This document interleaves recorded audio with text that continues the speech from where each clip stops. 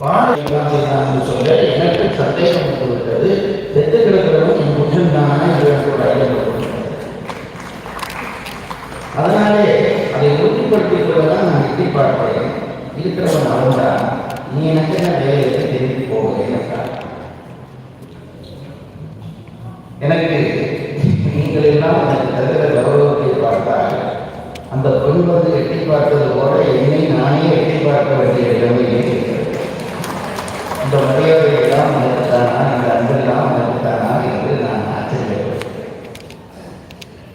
உங்களுக்கு நான் என்ன கைமாற வேண்டிய நீள நினைந்திருப்பேன் என்ற ஒன்றை மட்டும் உங்களுக்கு நான் சமர்ப்பித்தேன்.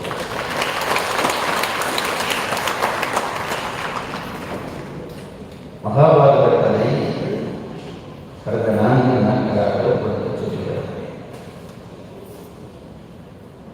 ராமாயணமும் மகாபாரதமும் நம்முடைய 2 கண்கள். பல்லாண்டுகளான தமிழ்கள் நம்முடைய இந்த 2 காவியத்தையும் தங்களுடைய கண்களாக போற்றி வருகிறார்.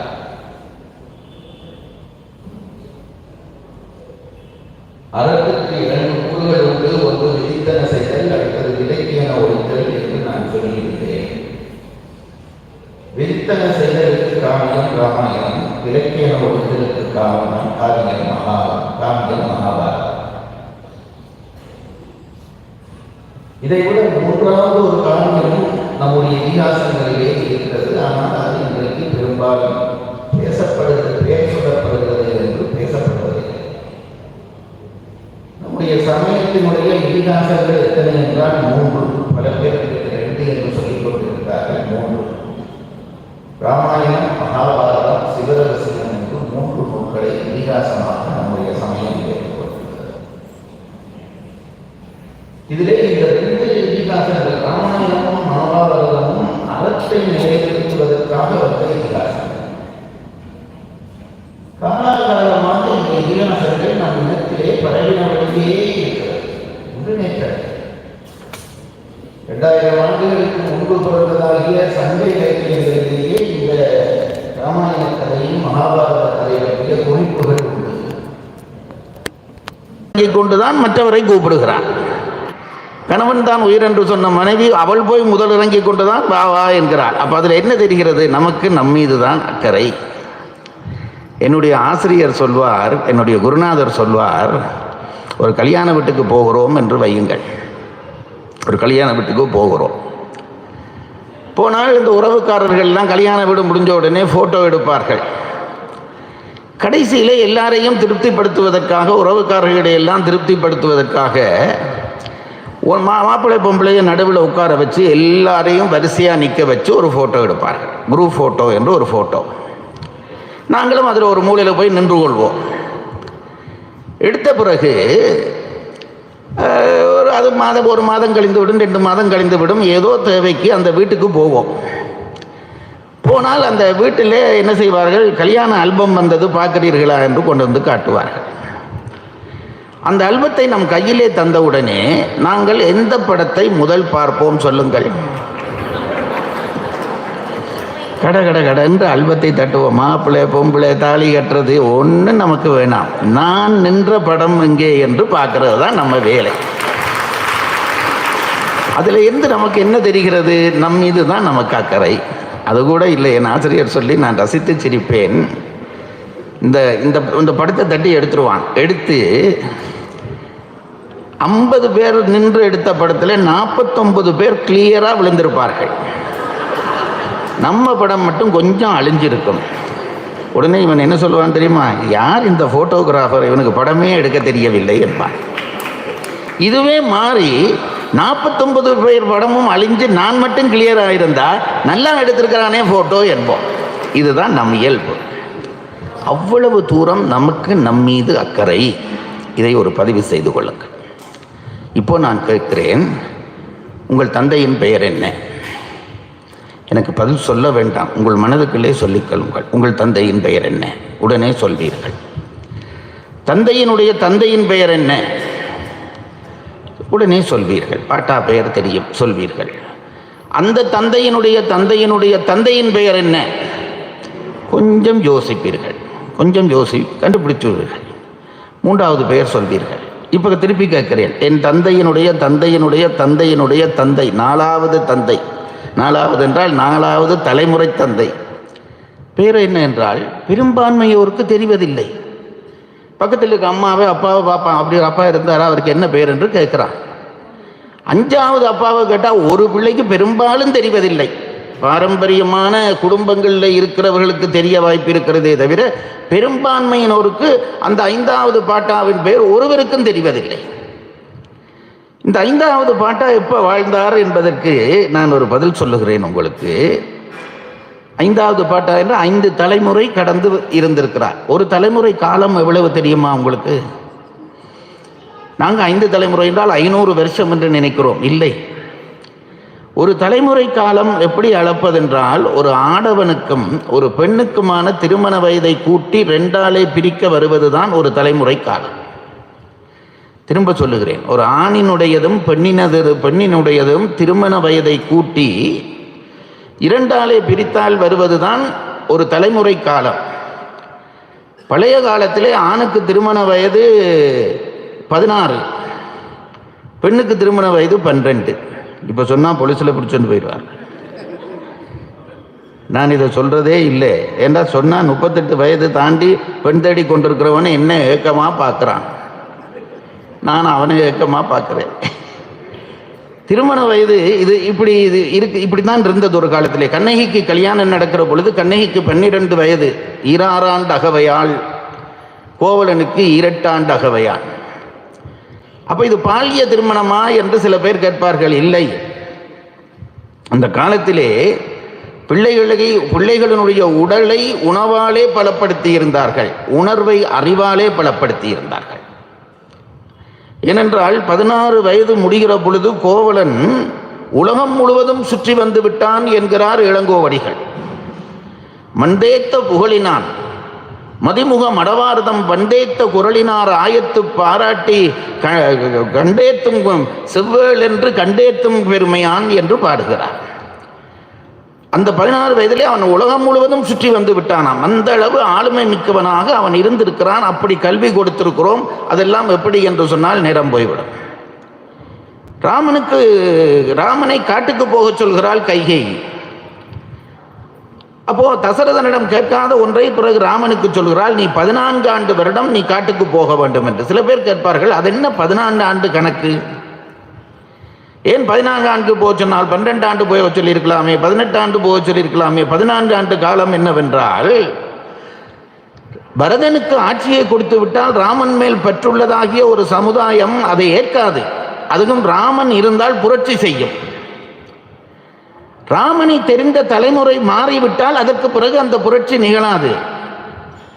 அந்த காலத்திலே ஒரு தலைமுறை காலம் நான் சொன்னேனே 14, பெண்ணுக்கு 12, ஆணுக்கு 16, அப்போ 28 கூட்டினால் 14, கூட்டி 2ஆல் பிரித்தால் 14 ஆண்டுகள் வரும்.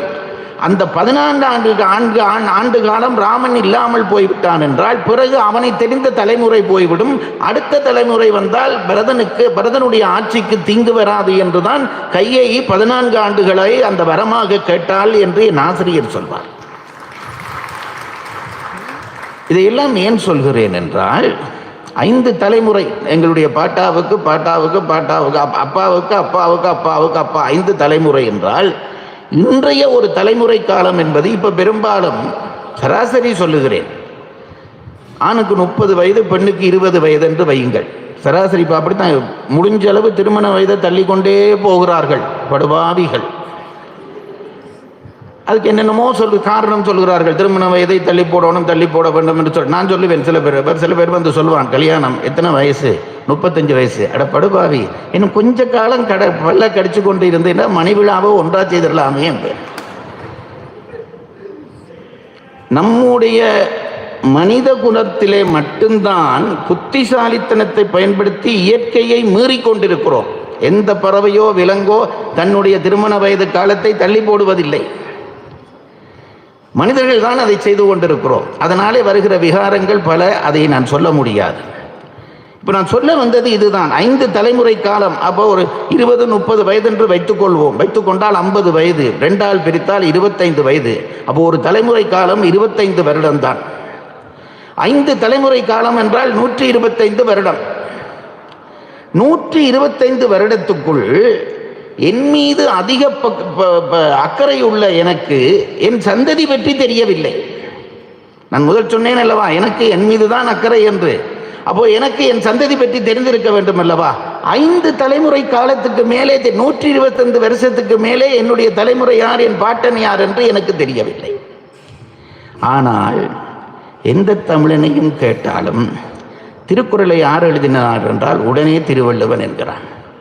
ராமாயணத்தை யார் எழுதினார் என்று கேட்டால் உடனே கம்பன் என்கிறார். பாரதத்தை யார் எழுதினார் என்றால் வில்லிபுத்தூரார் என்று சொல்லோ வியாசன் என்றோ சொல்லுகிறார். இவர்கள் எல்லாம் 2000 ஆண்டுகளுக்கு முன்பு வாழ்ந்தவர்கள். அப்படி வாழ்ந்தவருடைய பெயரை தமிழர்கள் இன்றைக்கும் வைத்திருக்கிறார்கள். தங்கள் தந்தையருடைய பெயர் கூட தெரியாது என்றால் இந்த நூலினுடைய அவசியம் என்ன என்பதை நீங்கள் தெரிந்து கொள்ள வேண்டும். அவ்வளவு பெரிய சொத்தாக தமிழர்கள் இந்த ராமாயணத்தையும் மகாபாரதத்தையும் கருதினார்கள். அந்த சொத்தை எப்படி இந்த இனம் தன் இனத்துக்குள்ளே கடத்தி கொண்டு வந்தது என்று ஒருவருக்கும் தெரியவில்லை. இந்த ராமாயணமும் மகாபாரதமும் எப்படி இத்தனை ஆண்டுகளை 1000மோ 2000மோ இத்தனை ஆண்டுகளை கடந்து எப்படி எங்கள் இனத்துக்குள்ளே நிற்கிறது என்றால் அது அந்த நூலினுடைய சக்தி. தமிழர்கள் அதை சொத்தாக போற்றினார்கள். இப்போ எங்கள் வீட்டிலே ஒரு அட்டியல், வைர அட்டியல் இருக்கிறது என்று வையுங்கள், சும்மா சொல்லுகிறேன். அந்த வைர அட்டியலை நீங்கள் எவ்வளவு பாதுகாப்பீர்கள்? அதை பாதுகாத்து வைத்து இது என் மகளுக்கு தான் கொடுப்பேன் என்று கொடுப்பீர்கள். அந்த மகள் அதை பாதுகாத்து வைத்து இது என் அம்மா தந்தது என்று அவள் மகளுக்கு தான் கொடுப்பாள் என்று சொல்ல. சாதாரண ஒரு அட்டியலுக்கே இவ்வளவு முக்கியத்துவம் என்றால் காலம் கடந்து நிற்கிற இந்த காவியத்தை எவ்வளவு முக்கியமாக நம் இனம் கடத்தி இருக்கும் என்று நினைத்து பாருங்கள். அது நம் இனத்தினுடைய பெருமை.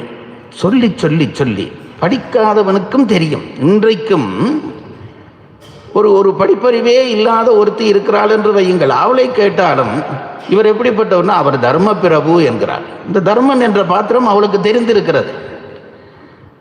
ஊரிலே ஒரு கெட்டவளை பார்த்து அவள் எப்படிப்பட்ட, ஐயோ அவள் பொல்லாத கூனி அல்லது பொல்லாத சூர்பனகை. இந்த பாத்திரங்கள் எல்லாம் நம் இனத்துக்குள்ளே போய்விட்டது, உள்ளே போய் நிற்கிறது. இன்றைக்கு நாங்கள் இத்தனை நாவல்கள் எழுதுகிறோம், கதை எழுதுகிறோம். இந்த பாத்திரம் இப்படி மக்கள் மத்தியிலே நிற்கிறதா என்றால் இல்லை. அதுதான் இந்த காவியங்களினுடைய சிறப்பு.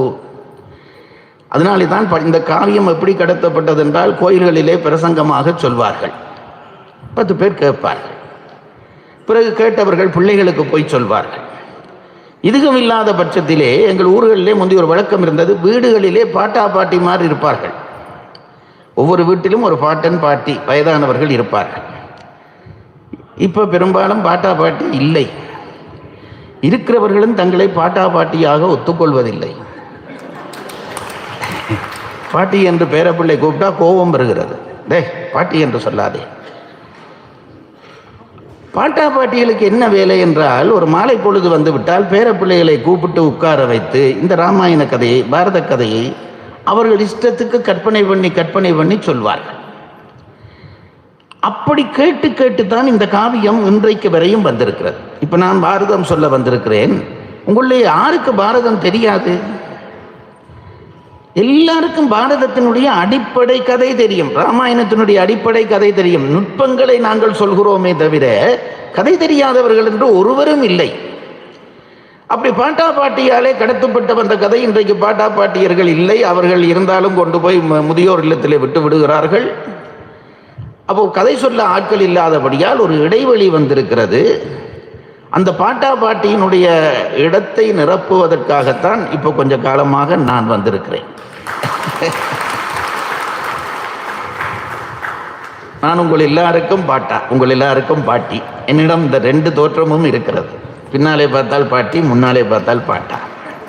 குடிமை கட்டி இருக்கிறபடியால் சொல்ல. இந்த பாரத கதையினுடைய செய்திகளை நான் உங்களுக்கு தொடர்ந்து சொல்லி வந்தேன். பாரத கதையை வைசம்பாயனர் சொல்லுகிறார். இந்த கதை எங்கே பிறக்கிறது என்பதிலே இருந்து கதை சொல்லி கொண்டு வந்தேன். சந்திரவம்சம். இந்த வம்சத்திலே எப்படி சந்திரனிலே ஒளியும் இருக்கும் இருளும் இருக்குமோ அதுபோல அந்த வம்சத்திலே வந்தவர்களிடம் இருள் ஒளி என்று இரண்டும் இருந்தது. சந்திரன், அவன் மகன் புதன், அவன் மகன் புரூரவா, அதுக்கு பிறகு நகுசன், அந்த நகுசனுக்கு பிறகு யயாதி என்கின்ற மன்னவன் அவன் என்ன செய்தான் என்ற கதையை நேற்று சொன்னேன். அதற்கு பிறகு துஷ்யந்தன், பரதன், குரு, அஸ்தி என்கின்ற அரசர்கள் எல்லாம் வந்து இந்த சந்திர வம்சத்திலே ஆண்டு வந்தார்கள். அந்த சந்திர வம்சத்திலே பாரத கதையோடு நேரடியாக தொடர்பு கொண்டவனாக வருகிறவன் சந்தனு மகாராஜா. நேற்று அவன் பற்றி செய்திகள் சொல்லுகிற பொழுதுதான் நான் நிறுத்தி இருந்தேன். இந்த சந்தனு மகாராஜா யார் என்றால் வர்ண பகவானுடைய அவதாரமாக கருதப்படுகிறவன். அவன் எப்படி அந்த வர்ண பகவானுடைய அவதாரமாக வந்தான் என்பது பற்றிய கதையை நேற்று உங்களுக்கு சொன்னேன். பிரம்மதேவனுடைய சபை, தேவர்கள் எல்லாம் உட்கார்ந்திருக்கிறார்கள். அப்பொழுது கங்காதேவி வந்து பிரம்மனை வழிபடுகிறார். இந்த இடத்திலே இன்னொரு செய்தியையும் நான் சொல்ல வேண்டும். இந்த கங்காதேவி வந்தாள் என்றால் என்ன, கங்கையே வந்தாளா என்று சில பேர் கேட்கிறார்கள். கங்கையே வந்தாளா என்று சில பேர் கேட்கிறார்கள். எங்கள் ஊரிலே ஒரு சைவ சித்தாந்த பேரறிஞர் இருந்தார் யாழ்ப்பாணத்திலே. அவர் சைவ பெரியார் சிவபாத சுந்தரனார் என்று பெயர். சித்தாந்த நூல்கள் பலவற்றுக்கு உரை எழுதியிருக்கிறார். இங்கே கூட கௌரவிக்கப்பட்ட ஐயா ஒருவர் சித்தாந்த வகுப்புகள் நடத்துவதாக சொன்னார். பெரிய சந்தோஷம். தமிழருடைய அறிவு செய்திகள் அங்கேதான் உண்டு. அந்த நான் சொன்ன அந்த பெரியவர் அவர் என்னுடைய ஆசிரியர் எனக்கு சொன்ன செய்தி. என்னுடைய ஆசிரியரே மகாபெரியவர். அவர் ஒரு நாள் நான் சொன்ன இந்த சைவ பெரியாரை சந்திக்க வேண்டும் என்று போனாராம். போனால் அவர் அதிகம் பேச மாட்டாராம், சும்மா இப்படி உட்கார்ந்திருப்பாராம்.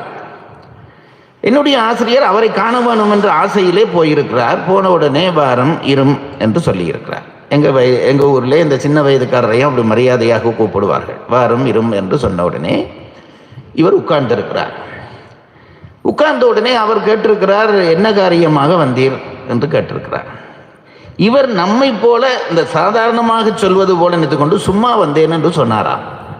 அதுக்கு பிறகு அவர் பேசவே இல்லை. சும்மா வந்து சும்மா இருந்துட்டு போ. நாங்கள் அடிக்கடி இந்த சும்மா என்ற சொல்லை சும்மா பாவிக்கிறோம். சும்மா வந்தேன் ஐயா என்று சொன்ன உடனே அதுக்கு பிறகு அவர் பேசவே இல்லையாம். இருந்து பார்த்தாராம், அவர் ஒன்றும் பேசவில்லையாம், திரும்பி வந்து விட்டாராம். அதற்கு பிறகு ஒரு நாள் அனுபவம் வந்து விட்டபடியால் மீண்டும் ஒரு தரம் அவரை சந்திக்க போன பொழுது அவரை பார்த்து இவர் கேட்டாராம், அப்பொழுதும் இப்படித்தான் உட்காரம், என்ன காரியமாக வந்தீர் என்று கேட்டாராம். இவர் கேள்வி தயார் பண்ணி கொண்டு போயிருந்தார். கேள்வி கேட்டது, அவர் கேட்ட கேள்வி இதுதான். என் ஆசிரியர் சொன்னார், இந்த சந்திரனிலே போய் ஆட்கள் இறங்கி விட்டார்கள் என்று சொல்கிறார்களே, நீல் ஆம்ஸ்ட்ராங் போய் இறங்கி விட்டான் என்று சொல்கிறார்களே, சந்திரன் சிவபெருமானுடைய தலையிலே இருக்கிறது என்று தானே எங்கள் புராணங்கள் சொல்லுகின்றன. அப்படியானால் நீல் ஆம்ஸ்ட்ராங் சிவபெருமானுடைய தலையிலே போய் இறங்கி விட்டானா என்ற கேள்வியை தான் தயார் பண்ணி கொண்டு போய் கேட்டாராம். அதற்கு சைவ பெரியார் சிரித்துவிட்டு பதில் சொன்னாராம், சந்திரன் என்று சொல்வது நீங்கள் புறச்சந்திரனைத்தான் சொல்கிறீர்கள். ஒவ்வொரு கிரகத்துக்கும் ஒரு அதிதேவதை உண்டு. இதை நான் தயவு செய்து இதை நன்றாக, ஒவ்வொரு கிரகத்துக்கு மட்டுமல்ல, ஒவ்வொருவருக்கும் ஒரு அதிதேவதை உண்டு. உங்களை காக்கிற அதிதேவதை என்று ஒரு தேவதை இருக்கும். ஒவ்வொரு பொருளுக்கும் ஒரு அதிதேவதை. இப்போ இந்த பூமாலை இருக்கிறதா, இந்த பூவுக்கு ஒரு அதிதேவதை உண்டு. தமிழ் வைத்தியம் செய்கிறவர்கள், இந்த நம்முடைய தமிழ் வைத்தியம் செய்கிறவர்கள் வேர்களிலே இலைகளையும் மரங்களிலே இருந்து எடுத்துத்தான் மருந்து செய்வார்கள். வள்ளலார் எழுதி வைத்திருக்கிறார். அப்படி அந்த மருந்து செய்கிற பொழுது அவர்கள் என்ன செய்வார்களாம், முதல் நாள் மாலையிலே ஒரு மரத்திலே இருந்து ஒரு வேர் எடுக்க வேண்டும் என்றால் முதல் நாள் மாலையிலே அந்த மரத்துக்கு கிட்டே போய் தீப தூபம் எல்லாம் காட்டி அந்த மரத்தை வணங்கி, உன்னுடைய ஒரு வேராலே சில உயிர்களை நான் காப்பாற்ற வேண்டி இருக்கிறது, அந்த வேரிலே ஒரு துண்டை நாளைக்கு நீ எனக்கு தர வேண்டும் என்று அங்கே இருந்து பிரார்த்திவித்துட்டு வந்து அடுத்த நாள் காலையிலே போய் அந்த மரம் சாகாமல் ஒரு துண்டு வேரை எடுத்துக்கொண்டு வருவார்களாம். இப்படித்தான் பழைய காலத்திலே முறை இருந்திருக்கிறது. யாரை கும்பிட்டார்கள் என்றால் மரத்தை கும்பிடவில்லை, அந்த மரத்துக்குரிய அதிதேவதையை கும்பிட்டு அந்த அதிதேவையிடம் அனுமதி பெற்றால்தான் அதனிடமிருந்து பயன் வரும். அப்போ சந்திரன் என்பது இந்த நாங்கள் பார்க்கிற சந்திரன் இல்லை, சந்திரனுக்கான அதிதேவதை என்று ஒன்று உண்டு. இப்ப கங்கை போய் பிரம்மனுடைய சபையிலே வணங்கினாள் என்றால் கங்கை ஆறு போய் வணங்கினதாக கொள்ளக்கூடாது. அந்த கங்கை ஆற்றுக்கு அதிபதியாக இருக்கக்கூடிய அதிதேவதையாக இருக்கக்கூடிய கங்காதேவி என்ற தெய்வம் போய் வணங்கியது. இந்த உண்மைகளை எல்லாம் புரிந்து கொள்ளுங்கள். அவள் வணங்கிய பொழுது எல்லாரும் பெண் வணங்குகிறாள். அவளுடைய காற்று வாயு பகவான் நினைத்தான், இங்கே இருக்கிறவனெல்லாம் சரியாத்தான் இருக்கிறானா என்று ஒரு தரம் பார்க்க வேணும் என்று வாயு பகவான் நினைத்தாராம். கொஞ்சம் காற்று வீசினாராம். காற்றை வீச பண்ணின உடனே அவளுடைய சேலை விலகியது. மற்ற தேவர்கள் எல்லாம் கண்ணை மூடிக்கொண்டார்கள். வர்ண பகவான் மட்டும் இச்சையோடு அவளை பார்த்தான்.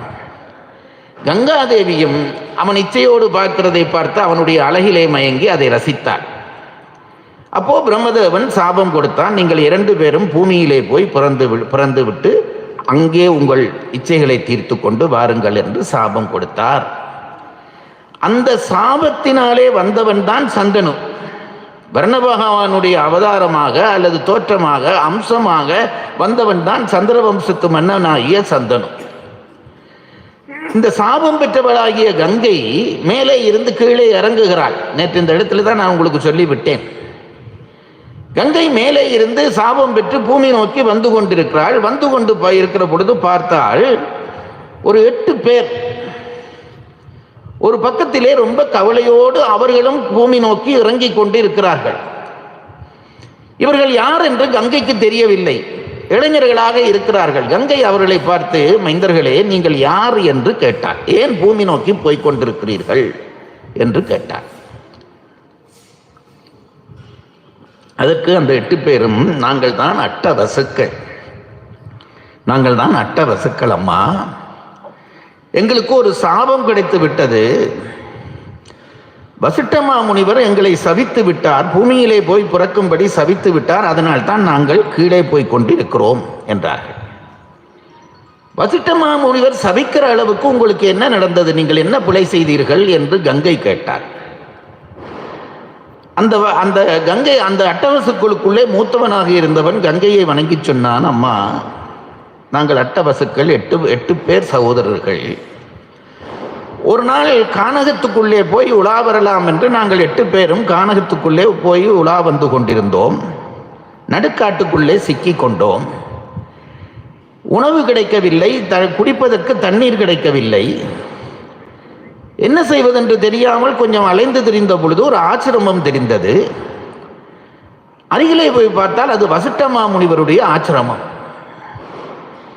அந்த ஆசிரமத்துக்கு போய் வசிட்டரை நாங்கள் வணங்கினோம். எங்களுடைய முகபாவத்தை பார்த்து இவர்கள் உணவு உண்ணவில்லை, தண்ணீர் குடிக்கவில்லை என்று தெரிந்து கொண்ட வசிட்டமா முனிவர், மக்களே கவலைப்படாதீர்கள், என்னுடைய ஆசிரமத்திலே இருந்து நீங்கள் இன்றைக்கு விருந்துண்டு விட்டு செல்லுங்கள் என்று மறைத்தார். எங்களுக்கு ஒரு சந்தேகம், வசிட்டமா முனிவர் முனிவர், அவர் இலைகளையும் தலைகளையும் உண்டு வாழ்கிறவர், எங்களை போய் 8 பேர் வந்திருக்கிறோம், எங்களை விருந்துண்ண சொல்லுகிறாரே, இது எப்படி சாத்தியம் என்று நாங்கள் நினைத்தோம். ஆகவே சம்பிரதாயத்துக்கு அவர் கேட்கிறார் போல் என்று நினைத்து, சுவாமி வேண்டாம், கொஞ்சம் தண்ணீர் குடித்தால் போதும், நாங்கள் போய் விடுவோம் என்று சொன்னோம். வசிட்டமா முனிவர் கேட்கவில்லை. பிடிவாதமாக நீங்கள் எல்லாம் இருந்து சாப்பிட்டு விட்டுத்தான் போக வேண்டும் என்று பிடிவாதமாக எங்களை இருக்க சொன்னார். சரி என்று இருந்து விட்டோம். சற்று நேரம் போனது. உணவு சமைப்பதற்கான எந்த சாயலும் தெரியவில்லை. எங்கே இருந்தும் ஒரு புகை வரவில்லை, ஒரு தாளிதம் பண்ணுகிற வாசனை வரவில்லை, ஒன்றும் இல்லை. சாப்பிட சொன்னாரே, சமையலுக்கான அறிகுறி ஒன்றும் இல்லையே என்று நாங்கள் நினைத்து கொண்டிருந்த பொழுது வசிட்டமா முனிவர் வெளியிலே வந்தார். மகளே என்று கூப்பிட்டார். அவரிடம் இருந்த நந்தினி என்கின்ற பசு ஓடி வந்தது. காமதேனு பசுவினுடைய குட்டி. இந்த பசு ஓடி வந்தது. மகளே, இந்த அட்டவசுக்களும் எங்கள் ஆசிரமத்துக்கு விருந்தினர்களாக வந்திருக்கிறார்கள், இவர்களுக்கு விருந்து போடு என்றார். இந்த விருந்து போடு என்று சொன்ன உடனே அந்த நந்தினி என்ற பசு உடலை சிலிர்த்தது. உடனே அழகான ஒரு சமையல் பந்தல் மீண்டும் சிலிர்த்தது. அதற்குள்ளே விதவிதமான சமையல்கள், 100 வகையான சமையல்கள். இன்னொரு பக்கம் உடலை சிலிர்த்தது பந்தி வைக்கிற ஒரு மண்டபம். இன்னொரு பக்கம் உடலை செலுத்தது. அதற்குள்ளே அழகான தேவ மங்கையர்கள் வந்து பாய் விரித்தார்கள். இந்த அட்டவசுக்களை கூப்பிட்டு உட்கார வைத்தார்கள். அவர்களுக்கு கை கழுவ பன்னீர் கொடுத்தார்கள். கைகளை விட்டு வந்து உட்கார்ந்தால் அவர்களுக்கு உணவு படைக்கப்பட்டது. அந்த உணவுகளை பார்த்த அட்டவசுக்களும் பிரமித்து போனார்கள். ஏற்கனவே தேவலோகத்தோடு வாழுகிறவர்கள் அவர்களுக்கு இப்படி உணவை கண்டதே இல்லை என்று நினைக்கும்படியான உணவுகளை எல்லாம் அந்த பசு பரிமாறச் செய்தது. சாப்பிட்டு திருப்தி உற்றார்கள். வீட்டுக்கு வந்தார்கள். வீட்டுக்கு வந்த உடனே அவர்களுடைய மனைவியர்கள் 8 பேரும் இவர்களை சூழ்ந்து கொண்டார்கள். எங்கே போனீர்கள், ஏன் ஒரு முகத்திலே ஒரு சோர்வு இருக்கிறது, என்ன என்று கேட்டார்கள். உடனே இந்த வசுக்கள் நடந்ததை சொன்னார்கள். இப்படி வசிட்டரிடம் போனோம், அவர் எங்களுக்கு இப்படி உபச்சாரம் எல்லாம் அவருடைய பசுவை கொண்டு வித்து செய்வித்தார், மகிழ்ந்து போனோம் என்ற செய்தியை இந்த வசுக்கள் மனைவியரிடம் சொன்ன உடனே அப்படியா என்று மற்றைய மனைவியர்கள் எல்லாம் செய்தியை கேட்டுக்கொண்டார்கள். அதிலே இந்த கடைசி வசு ஒருவன் இருந்தான், அவனுக்கு பிரபாஸ் என்று பெயர். அவன் என்ன செய்தான், இந்த செய்தியை சொன்னோடனே அவனுடைய மனைவி மட்டும் அவனை தனியே அழைத்து கொண்டு போனாள். தனியே அழைத்து கொண்டு போய், சுவாமி இப்படி ஒரு பசு இருக்கிறது என்று சொன்னீர்களே, என்ன செய்கிறீர்களோ எது செய்கிறீர்களோ எனக்கு தெரியாது, அந்த பசுவை எனக்கு வாங்கித்தர வேண்டும். ஆசை மனிதனை அழித்துவிடும், அதை நன்றாக நினைத்துக் கொள்ளுங்கள். பரமஹம்சர் தான் சொன்னார், ஒருவன் ஒரு பாலைவனத்துக்குள்ளே போய் அகப்பட்டு போனான். பாலைவனம் என்றால் உங்களுக்கு தெரியும், கடும் வெயில், மணல் தரை, தண்ணீர் இல்லை, நிற்பதற்கு ஒரு நிழல் இல்லை, ஒன்றும் இல்லை. அந்த சங்கடத்துக்குள்ளே போய் இவன் அகப்பட்டு போனான். நடந்து போய் கொண்டிருக்கிறான். நடந்து போனால் காலிலே வெம்மை சுடுகிறது, தலையிலே வெயில் தாங்க முடியவில்லை. அவன் நினைத்தான், கடவுளே எனக்கு ஒரு நிழல் தெரிந்தால் போதும், இப்பொழுதைக்கு ஒரு நிழல் தெரிந்தால் போதும், கொஞ்ச நேரம் அந்த நிழலிலே உட்கார்ந்து விட்டு நான் வீட்டுக்கு போய்விடுவேன் என்று நினைத்தான். அப்படி நினைத்தால் தூரத்திலே பார்த்தான், ஒரு விருட்சம் நின்றது. பாலைவனத்துக்கு நடுவிலே பச்சை பசேல் என்ற ஒரு விருட்சம். இதை பார்த்ததும் இவனுக்கு ஆஹா, ஒரு நிழல் கிடைத்து விட்டது என்று நினைத்து வேகமாக ஓடிப்போய் அந்த மரத்துக்கு கிடையே உட்கார்ந்தான். அந்த மரம் என்ன மரம் என்று கேட்டால் கற்பகத்தரு. கற்பகத்தரு என்றால் உங்களுக்கு பல பேருக்கு தெரியும், சில பேருக்கு தெரியாது. தேவலோகத்திலே இருக்கிற ஒரு மரம். அந்த மரத்துக்கு கீழே இருந்து நீங்கள் என்ன நினைத்தாலும் அது நடக்கும். தேவலோகத்திலே இருக்கக்கூடிய கற்பக விருட்சம். அந்த கற்பக விருட்சத்தினுடைய ஒன்று இந்த பாலைவனத்திலே இருந்தது. இது கற்பக விருட்சம் என்று தெரியாமல் இவன் போய் உள்ளே உட்கார்ந்து விட்டான். உட்கார்ந்தால் இப்போ அவன் மர நிழல் கிடைக்க வேணும் என்று நினைத்தான். நிழல் கிடைத்து விட்டது. அப்படியே உட்கார்ந்தான். கொஞ்சம் வேர்வையாக இருந்தது. இப்போ நினைச்சான், இப்போ கொஞ்சம் தென்றல் வீசினால் எவ்வளவு நன்றாக இருக்கும் என்று நினைத்தான். தென்றல் சிலு சிலு சிலு என்று வீசியது. ஏனென்றால் அந்த மரத்துக்கு கீழே இருந்து என்ன நினைத்தாலும் நடக்கும். இப்போ காற்று வீசின உடனே இப்போ இவன் என்ன நினைத்தான், நடந்து வந்து களையாக இருக்கிறதே, கொஞ்சம் குடிப்பதற்கு ஏதாவது தீர்த்தம் கிடைத்தால் நன்றாக இருக்குமே என்று நினைத்தான். ஒரு செம்பு நிறைய அவன் எதிர்பார்க்காத சுவைமிக்க தீர்த்தம் வந்தது. கற்கண்டு கலந்த தீர்த்தம் வந்தது. மடமடமடவென்று குடித்தான். தாகம் தீர்ந்து போய்விட்டது. பிறகு கொஞ்ச நேரம் யோசித்தான், தண்ணீர் தாகம் தீர்ந்து விட்டது, பசிக்கிற மாதிரி இருக்கிறதே என்று நினைத்தான். இப்போ நல்ல உணவு கிடைத்தால் சாப்பிடலாமே என்று நினைத்தான். கடகடகரென்று அவனுக்கு முன்னாடி உணவு வகைகள் தங்கத்தட்டிலே வந்தது. கற்பனையாக சொல்லுகிற கதையிலே தட்டை எப்படி சொன்னா என்ன, தங்கத்தட்டிலே இந்த உணவு வகைகள் எல்லாம் வந்தது.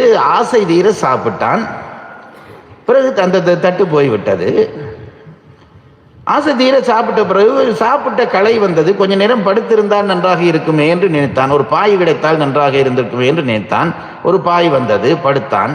பிறகு நினைத்தான், இந்த பாயே மெத்தையானால் நன்றாக இருக்குமே என்று நினைத்தான். மெத்தை வந்தது, படுத்தான். மெத்தையை ஒரு கட்டிலே போட்டிருந்தா என்ன நன்றாக இருக்குமே என்று நினைத்தான். கட்டில் வந்தது, அதிலே மெத்தை வந்தது, படுத்தான். ஒரு ஃபேன் இருந்தால் நல்லா இருக்குமே என்று நினைத்தான். ஃபேனும் வந்து விட்டது. இப்படியே நினைத்து கொண்டு கடைசியாக நினைத்தான், நடந்து வந்தாரே கால் வலிக்கிறது, யாராவது 2 பேர் கால் பிடித்தால் நன்றாக இருக்குமே என்று நினைத்தான். 2 பேர் வந்து கால் பிடித்தார்கள். முரட்டுத்தனமாக கால் பிடிக்கிறார்களே, 2 பெண்கள் காலை பிடித்தால் நன்றாக இருக்குமே என்று நினைத்தான். 2 பெண்கள் தோன்றி காலை பிடிக்க தொடங்கினார்கள். இங்க பாருங்க, கற்பகத்தரு நினைச்சதெல்லாம் கொடுக்குது. இப்ப இவன் நினைச்சான், இந்த மரத்துக்கு கீழே வந்திருந்தேன், கேட்டதெல்லாம் தண்ணீர் கிடைத்தது, காற்று கிடைத்தது, பாய் கிடைத்தது, மெத்தை கிடைத்தது, கட்டில் கிடைத்தது, கால் பிடிக்க ஆள் கிடைத்தது. ஒருவேளை இந்த மரத்திலே பேய் இருக்குமோ, இந்த பேய் என்னை பிடித்து தின்று விடுமோன்னு நினைத்தான். அந்த மரத்துக்கு கீழே என்ன நினைச்சாலும் நடக்கும், பேய் அவரை பிடித்து தின்று விட்டார். இதுதான் மனித மனம். திருப்தியுறாத மனம் கடைசியிலே அழிவிலே தான் நம்மை கொண்டு போய் விடும். மறந்து போகாதீர்கள், திருப்தி இல்லாத மனம் அழிவிலே தான் கொண்டு போய் விடும். வாழ்க்கையை அதை எப்படி சொல்வது, இதுதான் என்னுடைய எல்லை என்று தெரிந்து கொண்டு நடக்க வேண்டும். இந்த பெண்ணுக்கு ஆசை தீரவில்லை, அவளுக்கு குறை ஒன்றும் இல்லை. ஆனால் கணவன் சொன்னதை கேட்டவுடனே எனக்கு இந்த பசுவை நீ பிடித்து தரத்தான் வேண்டும் என்று பிடிவாதம் பிடித்தாள்.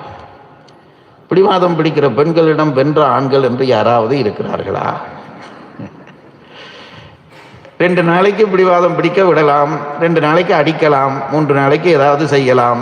இந்த பெண் நினைத்தால் சாதித்துத்தான் விடுவாள்.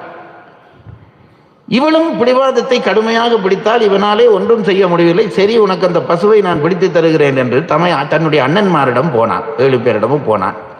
இப்படி என் மனைவி கேட்கிறாள், இந்த நந்தினி பசுவை தனக்கு வேண்டும் என்று, நாங்கள் போய் அதை பிடித்து வருவோம் என்றான்.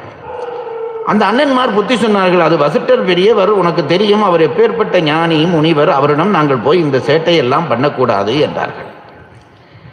இப்போ இவன் சொன்னான், மனைவியை பிடிவாதம் பிடிக்கிறாள், எப்படியும் அந்த பசுவை கொண்டு வரத்தான் வேண்டும், பசு வந்தால் எங்களுக்கும் இப்படி எல்லாம் பயன் செய்யுமே என்று இவன் ஆசை ஊட்டினான். அந்த தமையன்மாரும் அதற்கு உடன்பட்டார்கள். எல்லாருமாக போய் அந்த பசுவை பிடித்து கொண்டு களவெடுத்து கொண்டு வந்தார்கள்.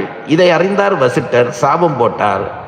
அட்ட வசுக்களாகிய நீங்கள் உங்களுடைய தேவைக்கு அதிகமாக ஆசைப்பட்டு விட்டீர்கள், அதனாலே நீங்கள் போய் பூமியிலே பிறக்க கடவீர்கள் என்று சாபம் போட்டார். அந்த சாபத்தை கேட்டவுடனே அட்டவசுக்களும் நடுங்கினார்கள். அந்த தன் மனைவிக்காக ஆசைப்பட்டவன் என்கின்ற ஒருவன் இருக்கிறானே, மற்ற 7 பேரும் நினைத்தார்கள், தம்பிக்காக வந்து நாங்களும் மாட்டிக்கொண்டோமே என்று மற்ற 7 பேரும் நினைத்தார்கள். வசிட்டருடைய காலிலே வந்து விழுந்தார்கள். சுவாமி, நாங்கள் தவறிழைத்து விட்டோம், நீங்கள் சபித்து விட்டீர்கள், போட்ட சாபம் மாறாது என்று தெரியும், ஆனால் இந்த சாபத்தாலே அதிக இடர்படாமல் எங்களை நீங்கள் தான் காத்தருள வேண்டும் என்று அட்டவசுக்களும் வணங்கினார்கள். வணங்கின உடனே வசிட்டருக்கு மனம் இறங்கியது. அவர் தானே ஞானி, மனம் இறங்கியது. அந்த அந்த வசுக்களை பார்த்து சொன்னார், வசுக்களே, உங்களுக்கு நான் சாப விமோசனம் சொல்லுகிறேன். இந்த 7 பேருக்கும் நேரடியாக இந்த குற்றத்திலே தொடர்பில்லை. இந்த 7 பேருக்கும் நேரடியாக இந்த குற்றத்திலே தொடர்பில்லை. உங்கள் தம்பியினுடைய தூண்டுதலால் தான் நீங்கள் இதை செய்தீர்கள். ஆகவே நீங்கள் 7 பேரும் பூமியிலே போய் பிறவுங்கள். பிறந்து ஒரு பொழுதுதான் நீங்கள் பூமியிலே உயிர் வாழ்வீர்கள். பிறகு நீங்கள் உங்களிடத்துக்கு திருப்பி வந்து விடலாம். இது உங்களுக்கு சாப விமோசனம். பயத்தோடு நின்ற இந்த 8வது வசு காலிலே விழுந்தான். சுவாமி, நான் தவறு செய்து விட்டேன், பிழை செய்து விட்டேன், என் அண்ணன் தம்பியரை நான் தான் தூண்டினேன், ஆனாலும் எனக்கும் ஒரு சாப விமோசனம் சொல்ல வேண்டும் என்றான். அப்பொழுதுதான் வசிட்டர் அந்த 8வது வசுவை பார்த்து சொன்னார், நீ பாவம் செய்தவன், பிழை செய்தவன், ஆகவே நீ அவர்களைப் போல ஒரு பொழுது வாழ்ந்து விட்டு பூமியிலே இருந்து வர முடியாது. நீ பூமியிலே போய் சில காலம் வாழத்தான் வேண்டும். ஒரு பெண்ணினுடைய தூண்டுதலினாலே, மனைவியினுடைய தூண்டுதலினாலே தானே நீ இந்த பாவம் செய்தாய். ஆகவே அடுத்த பிறவியிலே உனக்கு இல்லறம் கிடையாது, உனக்கு மனைவி கிடையாது. ஆனால் நீ மகா புருஷனாகத்தான் இருப்பாய், உனக்கு மனைவி இருக்க மாட்டாள். நீண்ட காலம் வாழ்ந்து அதற்கு பிறகுதான் நீ இந்த வசுக்களுடைய உலகத்திற்கு வந்து சேரலாம். இதுதான் உனக்கான சாப விமோசனம் என்று சொல்லி அனுப்பினார். இந்த சாப விமோசனத்தை கேட்டுவிட்டுத்தான் நாங்கள் பூமி நோக்கி போய்கொண்டிருக்கிறோம் தாயே என்று அட்டவசுக்களும் கங்காதேவிக்கு சொன்னார்கள். கங்காதேவியினுடைய மனம் இறங்கியது. வசுக்களை பார்த்து சொன்னாள், மக்களே, நீங்கள் கவலைப்படாதீர்கள், உங்களை நானும் ஒரு சாபம் பெற்று பூமிக்குத்தான் போய்கொண்டிருக்கிறேன். நான் அங்கே போய் ஒரு சந்திரவம்சத்து அரசனை திருமணம் செய்ய போகிறேன். திருமணம் செய்து உங்கள் ஒவ்வொருவரையும் நான் வயிற்றிலே மக்களாக எடுத்து பெற்றெடுப்பேன். பெற்றெடுத்து உங்களை அன்றன்றே நான் கங்கையிலே வீசி கொன்று விடுவேன். நீங்கள் பழையபடி உங்கள் வசு உலகத்துக்கு போகலாம். இதை நான் செய்வேன். ஆனால் வசிட்டருடைய சாபப்படி ஒரு பிள்ளையை மட்டும் என்னால் அப்படி செய்ய முடியாமல் வரும் என்று சொல்லிவிட்டு கங்கை இவர்களுக்கு ஆறுதல் படுத்திவிட்டு போகிறாள். கீழே சந்தனு மன்னன் இந்த பாரத கதையினுடைய மூலவனாக வரப்போகிறவன், வர்ணனுடைய அம்சமாக கருதப்படுகிறவன். நான் சொன்ன கதைகளிலிருந்து உங்களுக்கு புரிந்திருக்கும். அவன் ஒரு நாள் கங்கை கரையோரமாக நடந்து வருகிறான். இந்த சந்தனு மன்னன் அழகானவன், வீரியம் மிக்கவன். ஒரு நாள் கங்கை கரையோரமாக இந்த சந்தனு மன்னன் நடந்து வருகிற பொழுது பார்த்தால் தூரத்திலே தெய்வாம்சமான ஒரு பெண் நிற்பதை கண்டான். அவனுடைய மனம் உடனே தளர்ந்து போயிற்று. இந்த பெண் எனக்குரியவள் தான் என்று அவன் நினைத்தான். பழைய காலத்திலே நம்முடைய தமிழ் மரபிலே களவியலுக்கு பிறகுதான் கற்பியல் நடக்கும் என்று திருவள்ளுவரே எழுதி வைத்திருக்கிறார். இந்த பெண்ணை கண்டவுடன் திருமணம் என்பது அந்த காலத்தில் எப்படி இருந்தது என்றால், ஒரு ஆடவன் ஒரு பெண்ணை கண்டால் அவனுடைய மனதிலே ஈர்ப்பு ஏற்படுகிறது என்றால் அந்த ஈர்ப்பு உரியவள் தான் அவனுக்குரிய மனைவி. இதைத்தான் நம்பினார்கள். அதனால்தான் காந்தர்வ மனம் என்ற ஒரு மனத்தை ஏற்றுக்கொண்டார்கள். 8 வகையான திருமணம் இருக்கிறது என்கிறார்கள். ஒருவனுடைய மனதை ஒருவள் ஈர்க்கிறாள் என்றால் அவள் தான் எனக்குரிய மனைவி. அப்படி இந்த சந்தனு பார்த்தான், இந்த வந்து நிற்கிறவள் கங்காதேவி தான் வந்து நிற்கிறாள் பெண்ணாக. இவளை கண்டவுடனே இவனுக்கு மனதிலே பெரும் காதல் உண்டாகியது. இவள் இல்லாவிட்டால் இனி எனக்கு வாழ்க்கை இல்லை, உயிர் இல்லை என்று சந்தனு நினைத்தான். மெல்ல அந்த பெண்ணுக்கு அருகிலே போனான். தேவி, நீ யார் என்று எனக்கு தெரியவில்லை. ஆனால் உன்னுடைய அழகு, உன்னுடைய தோற்றம் என்னை ரொம்ப ஈர்த்து விட்டது. உன்னோடு வாழ வேண்டும் என்று நான் விரும்புகிறேன். என்னை மணாளனாக நீ ஏற்றுக்கொள்வாயா என்று சந்தனு கேட்டான். நாணத்தினாலே தலை கவிழ்ந்து நின்றவளாகிய அந்த கங்காதேவி மெல்ல தலை நிமிர்ந்தாள். அந்த மகாராஜனை பார்த்தாள், சந்தனுவை பார்த்தாள். மகாராஜா, உங்களை போன்ற ஒரு மணாளனை அடைவதற்கு நான் பாக்கியம் செய்திருக்க வேண்டும். உங்களுடைய இந்த ராஜ அம்சம் என்ன, உங்களுடைய வீரம் என்ன, உங்களுடைய கல்வித்திறன் என்ன, இப்படி ஒரு மணாளன் கிடைக்க நான் பாக்கியம் செய்திருக்க வேண்டும். உங்கள் காதலை ஏற்க நான் 100% சம்மதமாக இருக்கிறேன். சந்தனு மகிழ்ந்து போனான். அப்படியா, என் காதலை நீ ஏற்கிறாயா, எனக்கு மனைவியாக வருகிறாயா என்று கேட்டான். வருகிறேன், ஆனால் ஒரு நிபந்தனை. என்ன நிபந்தனை என்று சந்தனு கேட்டான். காதல் வயப்பட்டவர்கள் எந்த நிபந்தனை போட்டாலும் சம்மதித்து விடுவார்கள். இவனும் அப்படி கேட்டான். என்ன நிபந்தனை என்று கேட்டான். காற்றில் ஏறி விண்ணையும் சாடுவோம் என்றார் பாரதி. என்ன நிபந்தனை என்று கேட்டோடனே அவள் சொன்னாள், நான் உன்னை திருமணம் செய்வேன். ஆனால் நான் யார் என்றோ, என்ன ஜாதி என்றோ, எங்கிருந்து வந்தேன் என்றோ, அல்லது நான் எதை செய்தாலும் இதை ஏன் செய்கிறாய் என்றோ நீங்கள் கேட்கக்கூடாது. அப்படி கேட்காமல் விடுவீர்கள் என்றால் அதுவரைக்கும் நான் உங்களோடு வாழ்வேன். என்றாவது ஒரு நாள் என்னை நோக்கி நீ இதை ஏன் செய்கிறாய் என்றோ, அல்லது நான் சொன்ன விஷயங்கள் என்ன என்றோ ஒரு தரம் நீங்கள் கேள்வி கேட்டுவிட்டால் அதற்கு பிறகு நான் அன்றே உங்களை விட்டு பிரிந்து போய்விடுவேன் என்றான். காதல் மயக்கத்திலே இருந்த சந்தனுக்கு இப்போதைக்கு இது பரவாயில்லை என்று பட்டது. அவள் சம்மதித்து விட்டாலே உடனே இதற்கு சம்மதிப்போம் என்று நினைத்துவிட்டு தாராளமாக உன் நிபந்தனைக்கு உடன்படுகிறேன் என்றான். அவளை அழைத்து வந்தான். முறைப்படி திருமணம் செய்தான். அவருடைய காதல் வாழ்க்கை ரொம்ப இனிமையாக நகர்ந்தது. அந்த காதல் வாழ்க்கையின் காரணமாக கங்காதேவி வயிற்றிலே கருவுற்றாள். எல்லாருக்கும் ஆர்வம், சந்திர வம்சத்தினுடைய பிள்ளை பிறக்க போகிறது. சந்திர வம்சத்துக்கு மூத்த பிள்ளை, அதுதான் அடுத்த தலைமுறை பிள்ளையாக வரப்போகிறது.